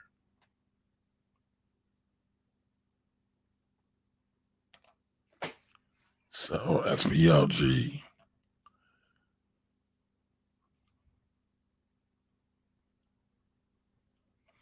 I was cheaper. I'll be honest, Miss Carol, I probably would still buy SPY.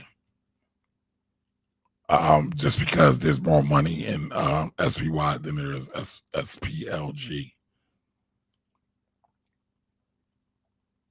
But let me see the full difference.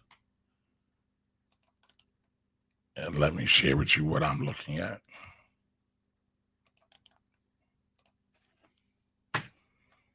Now, Miss Carol, how did you arrive at this point? What made you want to buy this? Hey, John. Yes, John, it's the new chair.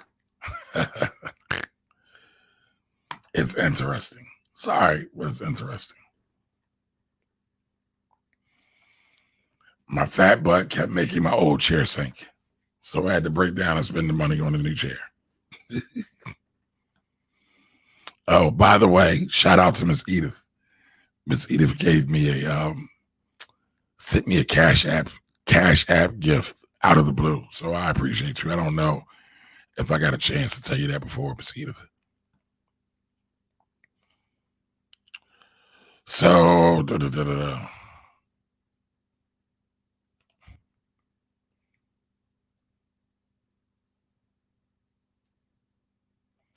So SPLG basically carries the same ETFs as the same stocks. Remember, ETFs are just a bucket of securities, right? You could have stocks, you could have Forex, you could have commodities, you could have international stocks, you could have bonds, both international and domestic. You know what, Kevin, you did ask me about RL. RL is Ralph Lauren. All right, give me a second. And I'll come to that. My IG peeps, I just got the signal. My second hour warning, or my hour warning is gone. I am going to shut down. What's up, Garen? Tack, how are you? Tack Senegal, how are you? I'm going to end this live and I'm going to come right back. So come right back in 30 seconds. But yeah, Ms. Carol, so SPY has over 290 billion as assets under management. SPLG does not. It has 6 billion.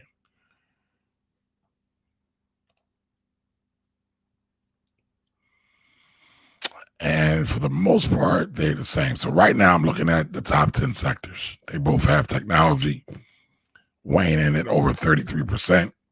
In this fund, healthcare being 14%. Mind you, this is the makeup of the S&P 500. The S&P 500 is just a list of stocks, 500 biggest stocks, and they fall into these various sectors. So technology is roughly 13 or 14 sectors. Technology, healthcare, consumer cyclicals, financials, industrials, consumer non-cyclicals, utilities, energy, basic materials, and telecommunications. And within these sectors, you will have like different divisions. That's not the right term, but I can't think of the other term it is right now. So, for example, inside of financials, right, you'll have banks, but you'll also have insurance companies, and you also will have REITs a lot of times. So, you know, financials will cover a lot. Same things for industrials. Same things for energy. Like with energy, you'll have oil companies, but you'll also have green space companies or alternative energy companies. So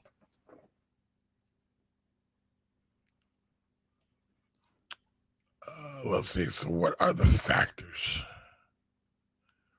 So I'm just doing a side-by-side comparison of SPY and SPLG.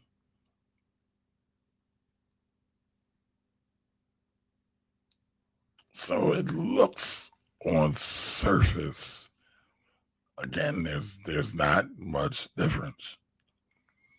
I don't even know why, because they're made by the same company, they're distributed by the same company, State Street. I don't even know why they have this other one. It is cheaper though. So the expense ratio is 0.9 0.03%. While SPY is actually the most popular and the first ETF to hit the streets. Yeah, but I'm not sure why it's even on the board like that. Like why they even did it. I would have to dig into it a little bit more.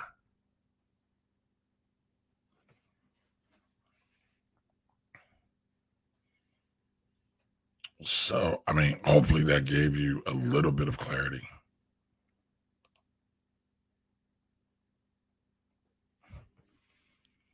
All right, so what else we got left? I told you I was hungry and I ain't ate yet.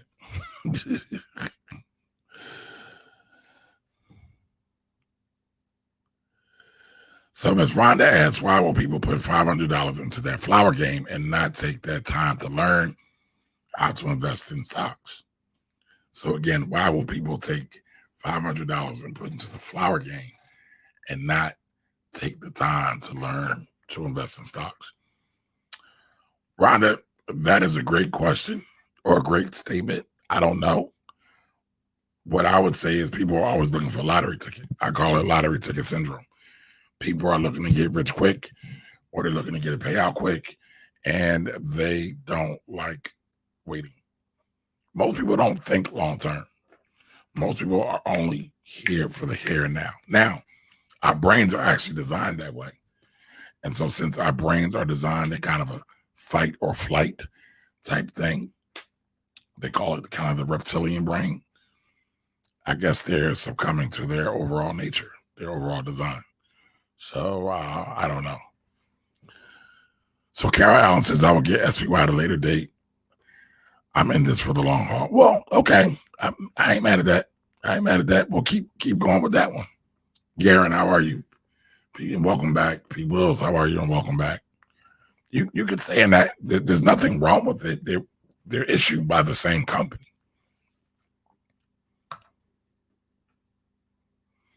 Okay, Mazidu says, I think you did, but you deserve it. Oh, okay. She's talking about her gracious Cash App gift. So again, Miss Edith sent me some money out of the blue, y'all, like on a Saturday. And I was like, what is this for? So she said, I think you did, but you deserve it. I learned so much from you. Wish I could do it every week. You're welcome. Well, I appreciate it. Every little bit counts. Garen, it's past your bedtime. Kids running you ragged. I'm just answering questions. Right now, I am being asked about the stock market.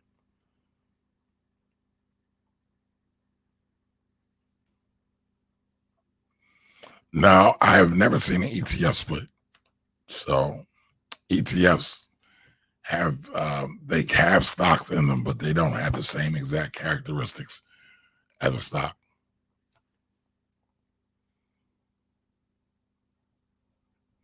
Yeah, but so let's be clear, Ms. Carroll, $6 billion is still a sizable amount.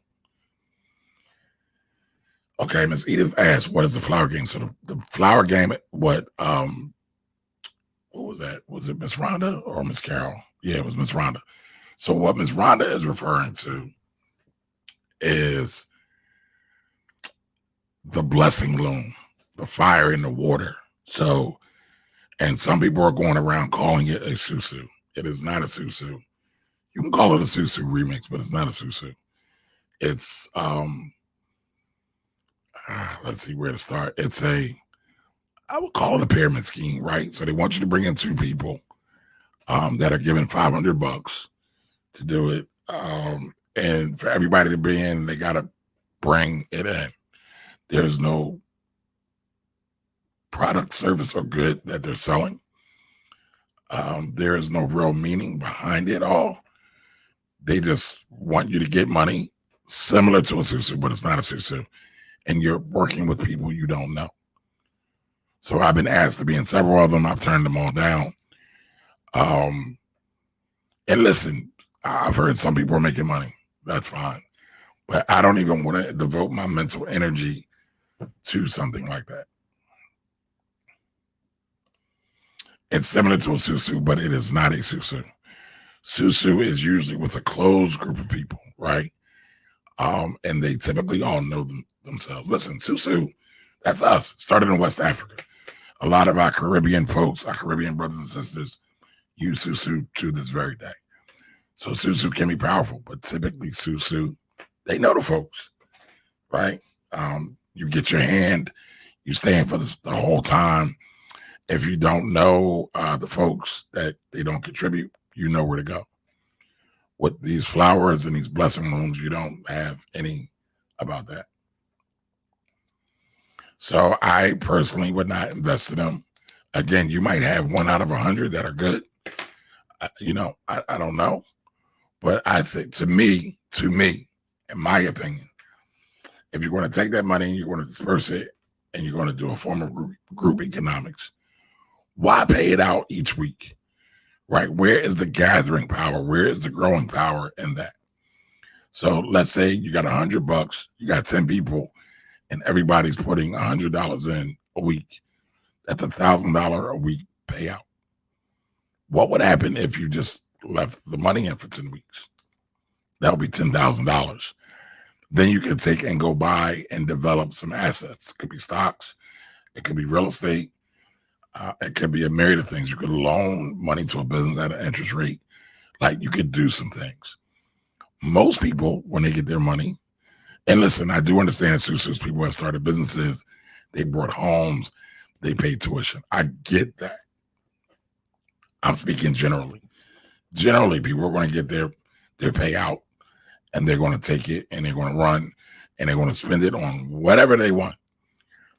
Most times when people get stuff, they waste it. It's frivolous.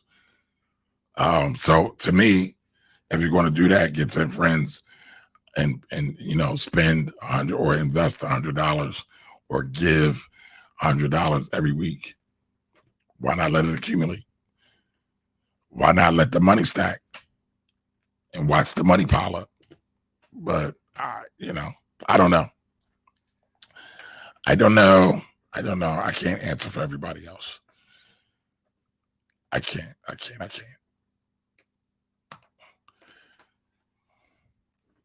Yeah, there's been a lot of it. People have been talking heavy about it lately. I just pass. My friends and family are doing this Susu. I trust them, and it's working for us. Okay, Cynthia, you know them though, right? So it sounds like you know them. A lot of them, people don't know people from Adam. They don't know from Jump. Right. So your family started yours, right? So again, I don't have a problem with Susu. You know your family. I think more families should be investing and doing business together. Biggie said, blood and money don't mix. I won't finish the rest of the verse, but that is a falsehood, I think, that just has been perpetuated in the Black community for a long time. One of the best people you can do business with is your family. Now, it's got to be right. You can't just go into business with your family just for the sake of it. But again, it's got to be right. When you look at the Walton family, what the Waltons built, starting out with Papa Walton, that was a family business at one point. So they're all billionaires now, all of them. Garen says, do a Susu with an ETF for the win. So Garen 215 says, if you got 10 friends to go in on an ETF and draw up a contract to cash out after 20 years, that'll be dope. Yeah, and that would be an investment club. A lot of investment clubs do that. And I agree. It would be absolutely dope. Garen says, I hear a lot about the Black-owned stock market exchange starting up. Do you hear about it? If so, what are your thoughts? I talked about it a couple of weeks ago during another Wealthy Wednesdays. It's geared towards smaller businesses. I was supposed to do the webinar. They're not giving out a whole bunch of information right now. But when I get more, because I missed the webinar, when I get more, I will definitely come and talk about it.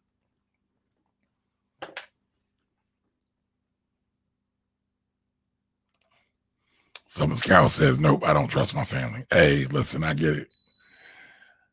Everybody's situation is different.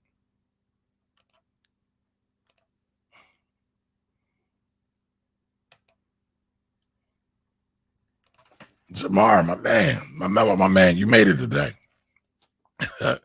Appreciate you being here. Group economics should be a goal. Buy the block, something, go on vacation, etc. Their money, do what you want, do what you like. Yeah, it's absolutely. Yep. That's right, Ms. Edith. Blood and money mixes with every other culture. You are so right. And all those poppy stores, a lot of times they're family. And a lot of these Chinese food stores, most times they're not even Chinese. They're from some other Asian nation. But again, it is family. And they're getting in there and they're getting their money. Ms. Carroll says, I know a family that put their money together, bought land and made it into a family cemetery. Oh, that's interesting. Ms. Edith says that's dope if your friends did an ETF Susu. Well, it's not a Susu. It's an investment club. People do that. People do that. Let's see. Shortney E. Shortney High. How are you? Thank you for joining. Hope I'm not saying your name wrong.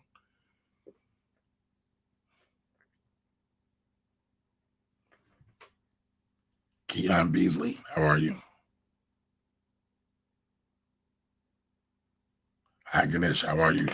Derek C. Wright, how are you? Welcome, welcome, welcome. I want to say,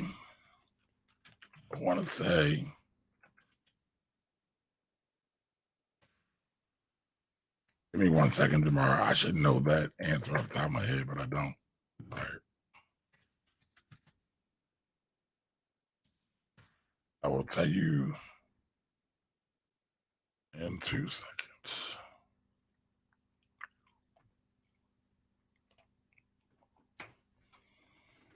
I will tell you in 2 seconds.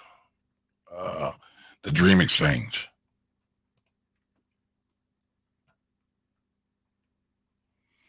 The Dream Exchange.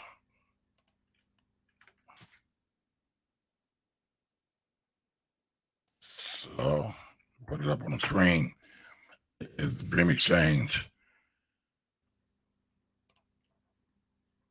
That's where you can go find out more. You can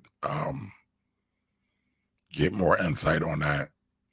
Again, I don't think it's actually going to be like a stock market. I think it's going to be more about crowd investing, but I'm not sure. But you can find it at Dream EX. Again, dreamex.com. Dreamex.com. And let's see. I'm trying to see if they put out more info. Doesn't seem like they put out more info. But I'm waiting. I'm excited to see what it is. I'm not totally sure.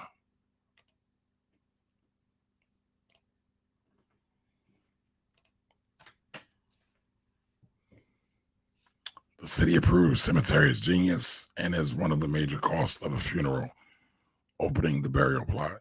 And you must pay every time you open it. That is true. Creations by Naisha, welcome back. That's my buddy right there. Falling open into the magic. How are you?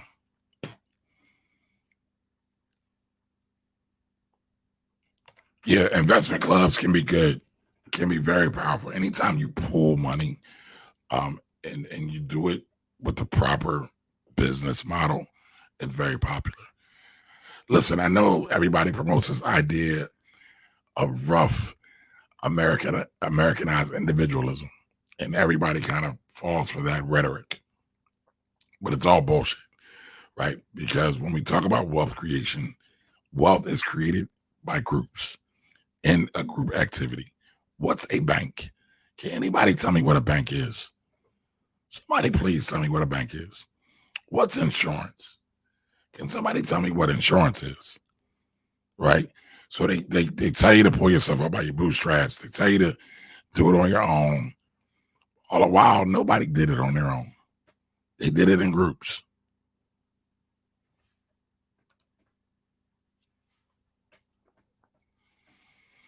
Kamar, what are your thoughts on buying stocks on the Chinese stock market? Well, usually you can't do it.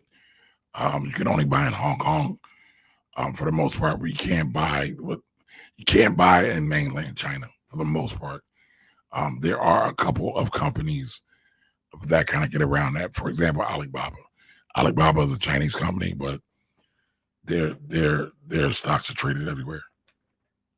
But if you think you got a good company, rock out. If it's Chinese, Japanese, wherever.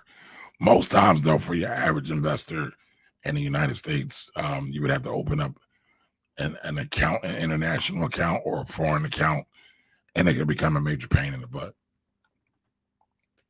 Sometimes. So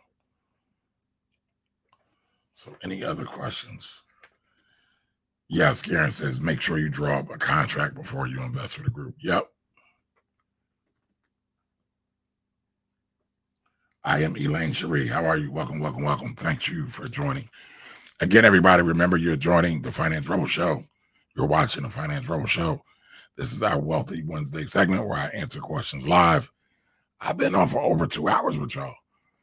I've done three IG lives so far. I'm on my third one. So I hope you all are getting great value from this, are getting something from this, and can not just get value of hearing and listening to my voice, but actually putting it to work. But, I think you can use investment clubs in your family as well. I'm in Philadelphia. There was a group of guys who put their money together and they bought a property. They bought a crib. I think it was a rehab. I think that's great. Yeah, Miss Edith, is definitely past my dinner time. Definitely past my dinner time. Somebody send me a doggy bag. Garen asked for book recommendations. Come on, Garen. This is what me and Garen do, though. It's my buddy. We literally, when we see each other, we literally talk about books. That's all we talk about. Garen's probably already read this, but this is a book I think everybody should read as it relates to learning about money, not just stocks, right? Not just investing, but we should learn about money and how money works. I see so many misconceptions. I see so many lies geared towards selling a person's own product or service. You would be surprised how much bullshit is flying around out there. And I guess I'm extra sensitive to it because I feel that every time somebody spreads a lie or misconception, it helps to dig a bigger financial grave for the Black community. Right. And and I said, I'm about to do a video about scams, Ponzi schemes, and fraudsters. If you just take a quick look around social, you got people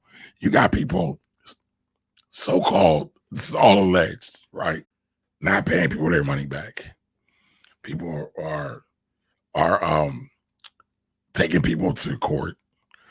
People are creating YouTube channels and IG channels to basically persecute the quote unquote alleged fraudsters, right? And I mean, I don't know, it seems like there's a lot of receipts out there. But what I always come back to is that had people done a bit more education, not a whole lot, but a bit more education, they wouldn't have invested their money or given their money away, or they may have not been so easily susceptible to these schemes, these get rich quick schemes. It's always around, to me, lottery ticket mentality, right? People don't want to work. People don't want to be patient. People don't want to be sacrificed. So they say, forget all those things and let's just jump to it. And it doesn't work like that. It doesn't work like that. All right, Garen, I think you'll like this one. And this is one you can read with your kids. Like, it's very graphical in nature. But, yeah,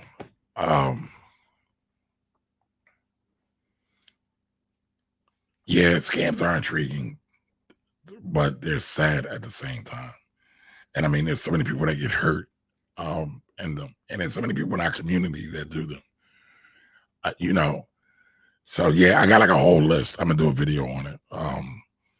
And maybe I'll add that. Maybe I'll add that into that ebook, Miss Carol and Miss Edith. But yeah, again, you're seeing people doing. I mean, again, there's whole channels. I mean, they're talking about demonstrating some of this stuff, and again, it's all alleged. I don't know, but there's a lot. Again, there's a lot of receipts coming out, so I don't know. I try to maintain judgment. I try to be objective at all times, because you know people do get falsely accused, right, of things. People persecuted W.E.B. Du Bois. People persecuted our own community. Persecuted Du Bois. Persecuted Marcus Garvey. Persecuted Booker T. Washington. Persecuted Martin Luther King. Persecuted Malcolm X. Right. All these people that have done all this good work, they still got persecuted. So you know it's very good. It's a very interesting thing. Lamont Harris, this is the book. It's called How Money Works. How Money Works, the facts visually explained. I think this is a great beginner book if you are really serious about understanding money, understanding economic systems. It's a great baseline book for all that. So, you know, I always push education. I always push double check me, right? Because again, you can lean on me a little bit, but at some point you shouldn't be leaning on me. You should be exchanging with me. And what I mean by that, is at some point it's like your child, right? And I'm not trying to call y'all children, but if I'm helping you grow and I'm helping you do all these things, right? Your child's going to grow. So you're going to stop talking baby talk with them after they're 2. And when they get to 10, you could have full sentences. And when they're 15, you could have full on adult level dialogue, hopefully, right? And when they're 25 and 30, it should be full on adult dialogue with them actually taking care of themselves, with them being self-sufficient. So just something to think about. Rhonda Cox asked me, am I an EA? Everybody in EA is an enrolled agent. That is when you are licensed to represent people before the IRS. Not yet, Miss Rhonda. I will be very soon.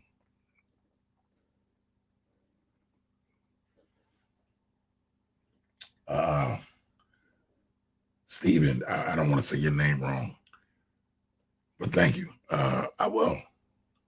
Hyperdome, how are you, sir? Garen right now is reading The Color of Money, Black Banks and the Racial Wealth Gap. I kind of saw that. I don't know if I brought it or not. I couldn't get into it. I get it. I might read it. Garen, did you read The Color of Law, though? I think you said you did. For everybody, I think you should read, not I think, for everybody, read The Color of Law if you have not read it already. Please read it, right? Because, you know, again, most of my people that rock with me are Black, right? So it's cool to get financial education, but you also have to be able to put that in the context and view it from a lens of who we are as people in this world.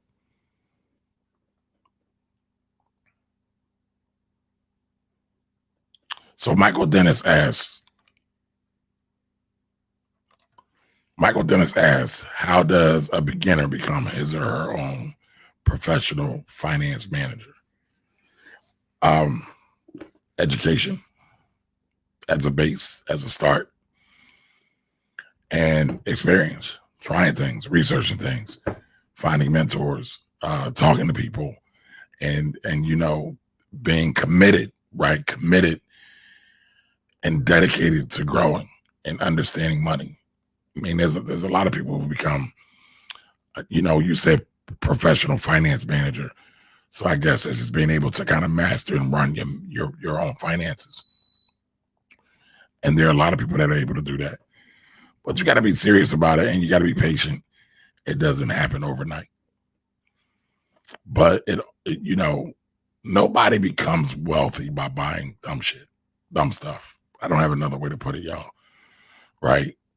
You have to buy assets. You have to own something of value, right? I ain't talking about trinket jewelry. I'm not talking about any of that. I'm talking about owning things that appreciate in value. One of my favorite movies is Baby Boy because of the great, there's a lot of great scenes in Baby Boy. I don't think it gets the credit. Plus, I'm a big Taraji Henson fan. Don't tell nobody I said that though. But I mean, the episode, I mean, not the episode, but the scene when Ving Rhames is talking to Jody and his buddy in his bedroom, and Ving was in the bathroom. He says, you got to buy stuff that appreciates in value, right?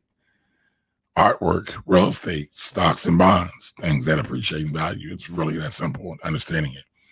And he said, when people start getting money, they want to buy gold and jewelry and all the other dumb shit that appreciates in value. That's that's very serious, right?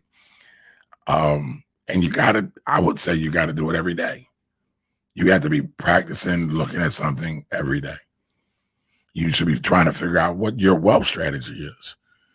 I don't know if y'all noticed, but I do something every Sunday called the Black Wealth Project. And recently on one of the episodes of the Black Wealth Project, we all talked about our wealth strategy. So one of my wealth strategies is building my business and investing in stocks. That's my wealth strategy. Maybe some real estate at some point, but I'm lazy, right? And when I say lazy, it's kind of tongue in cheek. I'm saying that I've been a property manager before. It's not fun, and I don't want to do that. And yes, I can get other property management. I can get other things, yes, but all of that isn't for me. However, I do have a client that's a developer. One thing I do want to do before it's all said and done is build a structure. I don't know if it's a house or a building from the ground up. That's something I would like to do. Yes, Lamont. Guns and butter, baby. Guns and butter. I'm not going to say the rest of what Ving Rhames said, but he said it's like guns and butter, you stupid MFers. So I do cuss. I try to self-censor sometimes. So, Papaya Ness, how are you?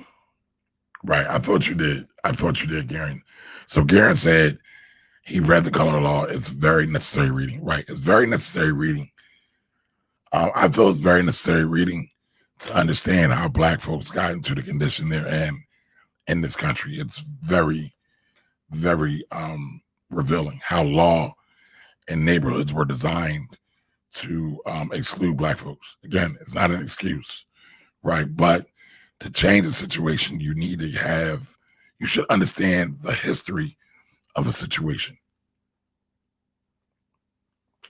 All right, and so Garen also says The Power of Habit and The One Thing are good books. I read The Power of Habit and The One Good Thing, or The One Thing. That talks about focus. Brown Beauty 87, how are you?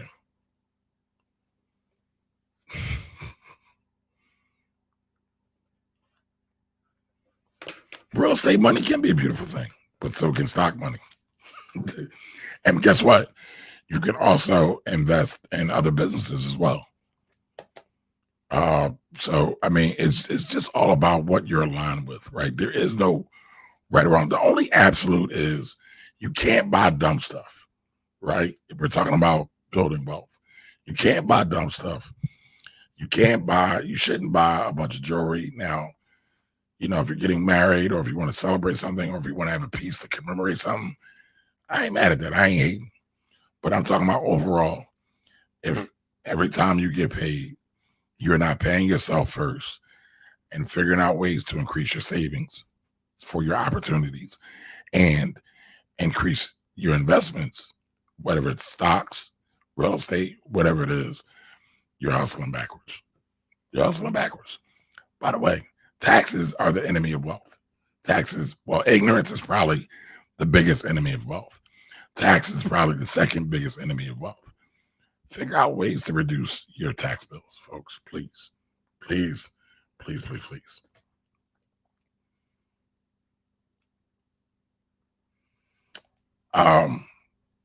Garen, again, there is no right or wrong. Garen says he looks at stocks as a long-term play, whereas rent money helps my monthly cash flow. I'm super conservative with the stock market, though. That's fine. You know yourself, right? That's, again, probably the best thing anybody can do. Learn themselves. Figure out who they are, what they want to do, and how they want to show up in the world. So,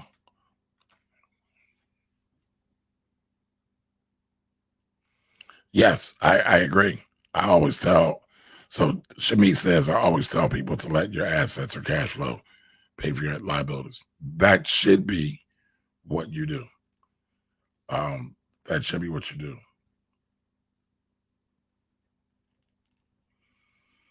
Stephen, I've never heard of that book. In the Matter of Color. In the Matter of Color is a good book as well. I've never heard of that. I got to look that up. In the Matter of Color. All right, so I hope I'm saying your name right. Kiuna. I'm gonna call you Beasley. How about that? I hear people using Cash App platforms to invest. What's your thoughts? I use Cash App to invest. I use Cash App. I use my Cash App portfolio as an example because I talk about it with everybody, but I use it as an example to show everyday people that they can become stock investors too. So yeah, I think it's fine. It's easy. If you're like most people, they have money coming in and out of your Cash App. It's, there's money always there. And, I always get the question, well, what if Cash App goes bankrupt? Well, you could say the same question about Goldman Sachs, about JP Morgan, about E-Trade, about Interactive Brokerage. They're all businesses that exchange and sell stocks and bonds and other commodities and securities. But Cash App is owned by Square. I don't think Square is going anywhere no time soon. Palace of Ink, how are you? Thanks for joining. Thank you. You are right. Your money is your shoulders. Your money is your soldiers. In the book, The Wealthiest Man in Babylon, they say make your monies your slaves. So it's basically the same thing, Miss Edith. Make your money your slaves. Your money are your soldiers. Make them work. Yeah, I've never heard of this book, In the Matter of Color. Sounds very interesting. Has anybody heard of it? Has anybody read it?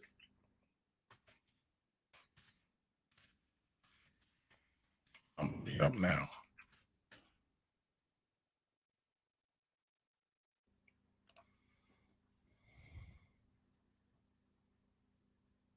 Oh, it's written by Leon Higginbotham.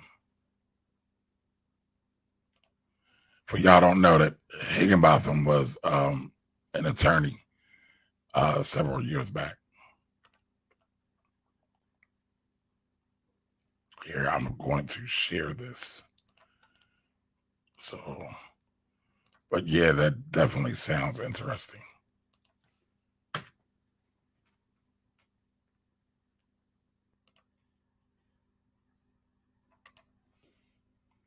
So, in the matter of color, race in the American legal process, the colonial period.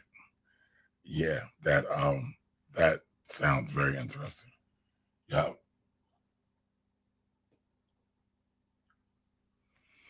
Oh, so he found all the laws written on black folks. Yeah. I mean, listen, when you think about black codes, it's scary. When you think about the 13th Amendment, it's scary. Yeah, I might maybe start my book club back up. Garen, you gonna come join my book club?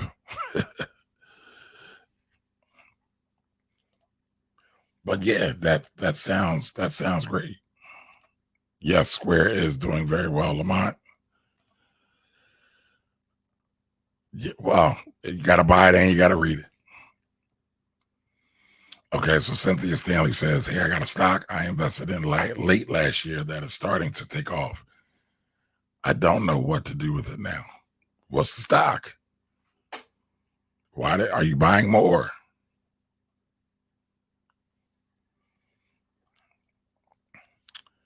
All right, folks. I know my IG live is going to be going off soon, so we're going to wrap up. Plus, I have not eaten yet. All right. Well, I'll think about starting the book club back up. Book clubs can be a bit of work, though. I've had some in the past. People start and then they fall off. So being honest with you. So Ms. Edith want to fight. So Ms. Edith says, please do. That would help me read and then debate with others. Ms. Edith want to debate with somebody. You want to fight. All right. Shabi says, yes, start the book club. Mine says, start the book club up. All right. We'll see. We'll see. I'll be honest though, y'all.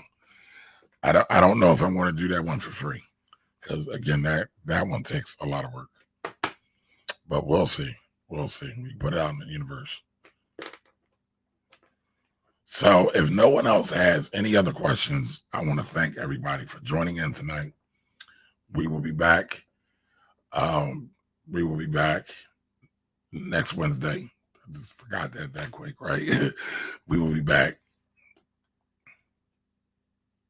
Oh, I'm sorry, Miss Cynthia. Apps is the ticker symbol. Apps.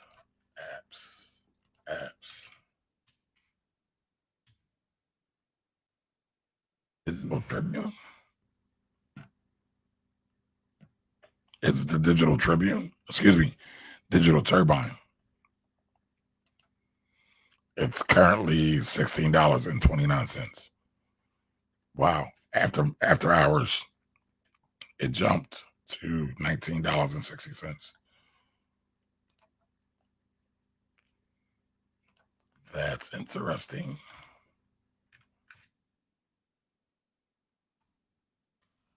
All right, let me pull it up real quick.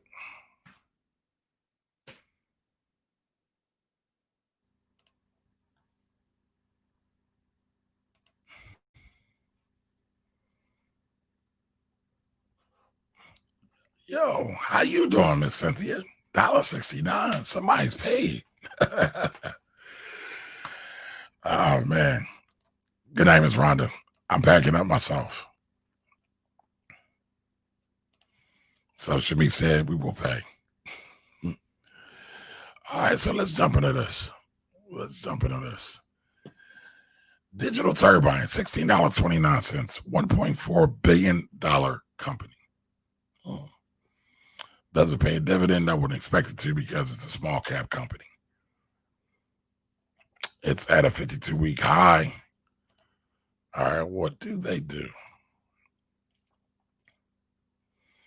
So Digital Turbine, through its subsidiaries, provides media and mobile communications products and solutions for mobile operators, application advertisers, device, original equipment manufacturers, that's OEM for short. So digital OEMs and other third parties worldwide. It's software platform that enables mobile operators and OEMs to control, manage, and monetize devices. The company also provides programmatic advertising and targeted media delivery services and other products and professional services. This sounds interesting. What the money look like? They did. Okay, so their last annual report, they did 138 million in revenue. They did 138 million. Their last yearly end, right? Their fiscal yearly end was March 31st, 2020. If y'all remember last week, I talked about calendar year and fiscal year. Calendar year is from January 1 to December 31st. Fiscal year is just any 12-month span. And sometimes public companies and even nonprofits will have fiscal year reporting.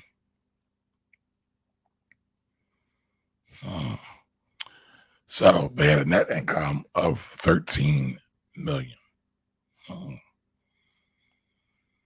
Now it looks like they just turned profitable because before they were losing money.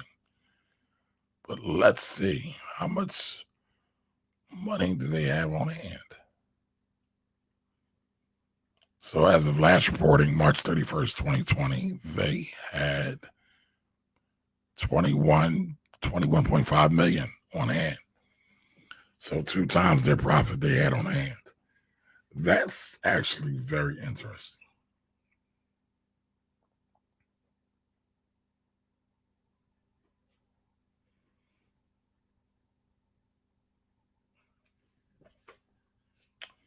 So who has a PE of 103?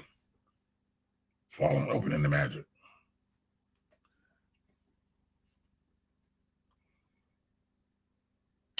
Ticker symbol is APP. Excuse me, APPS. APPS is the ticker symbol. So this company looks very, very promising. It looks very interesting, to say the least. They're profitable, a little bit of cash. They're in the digital space. I'm going to add this to my list. Again, this is not a recommendation. This is for educational and entertainment purposes only. But Cindy, well, never mind. I was going to ask how many shares do you have, but sound like Cindy rich, y'all. Oh my God! Oh, she did put up how many. I'm not going to repeat that. I'm not going to repeat that. That's good stuff. Congratulations, Cindy. So this is not a recommendation. Matter of fact, I'm not even going to say it openly. DM me or inbox me, and we can talk about what I might do with that. But listen, everybody, have a great day. Thank you for being here. I'm honored that you were here. Hopefully you learned something. Listen, can't just lean on my understanding. You have to start developing your own understanding. You have to start developing your own knowledge base. So be serious, be dedicated about this wealth thing. Be serious and be dedicated about increasing your financial IQ, because it can only help you. It can't hurt you at all. So study, get this book, How Money Works. Come back next Wednesday and let's talk about it. I don't think I've ever done a review on this book. I probably should do one as much as I talk about it. But I think it's a great book. I think you'll get great value. As a matter of fact, I know you will get great value out of it. It covers things like, let's see, the money basics, corporate accounting, right? Again, and it's not, you don't have to understand what a debit and credit is, right? It talks about financial instruments, financial markets, financial institutions, right? The money supply, managing state finance, attempting control, why governments fail financially. A lot of our governments are failing right now. See all the stimulus that's going on out here, right?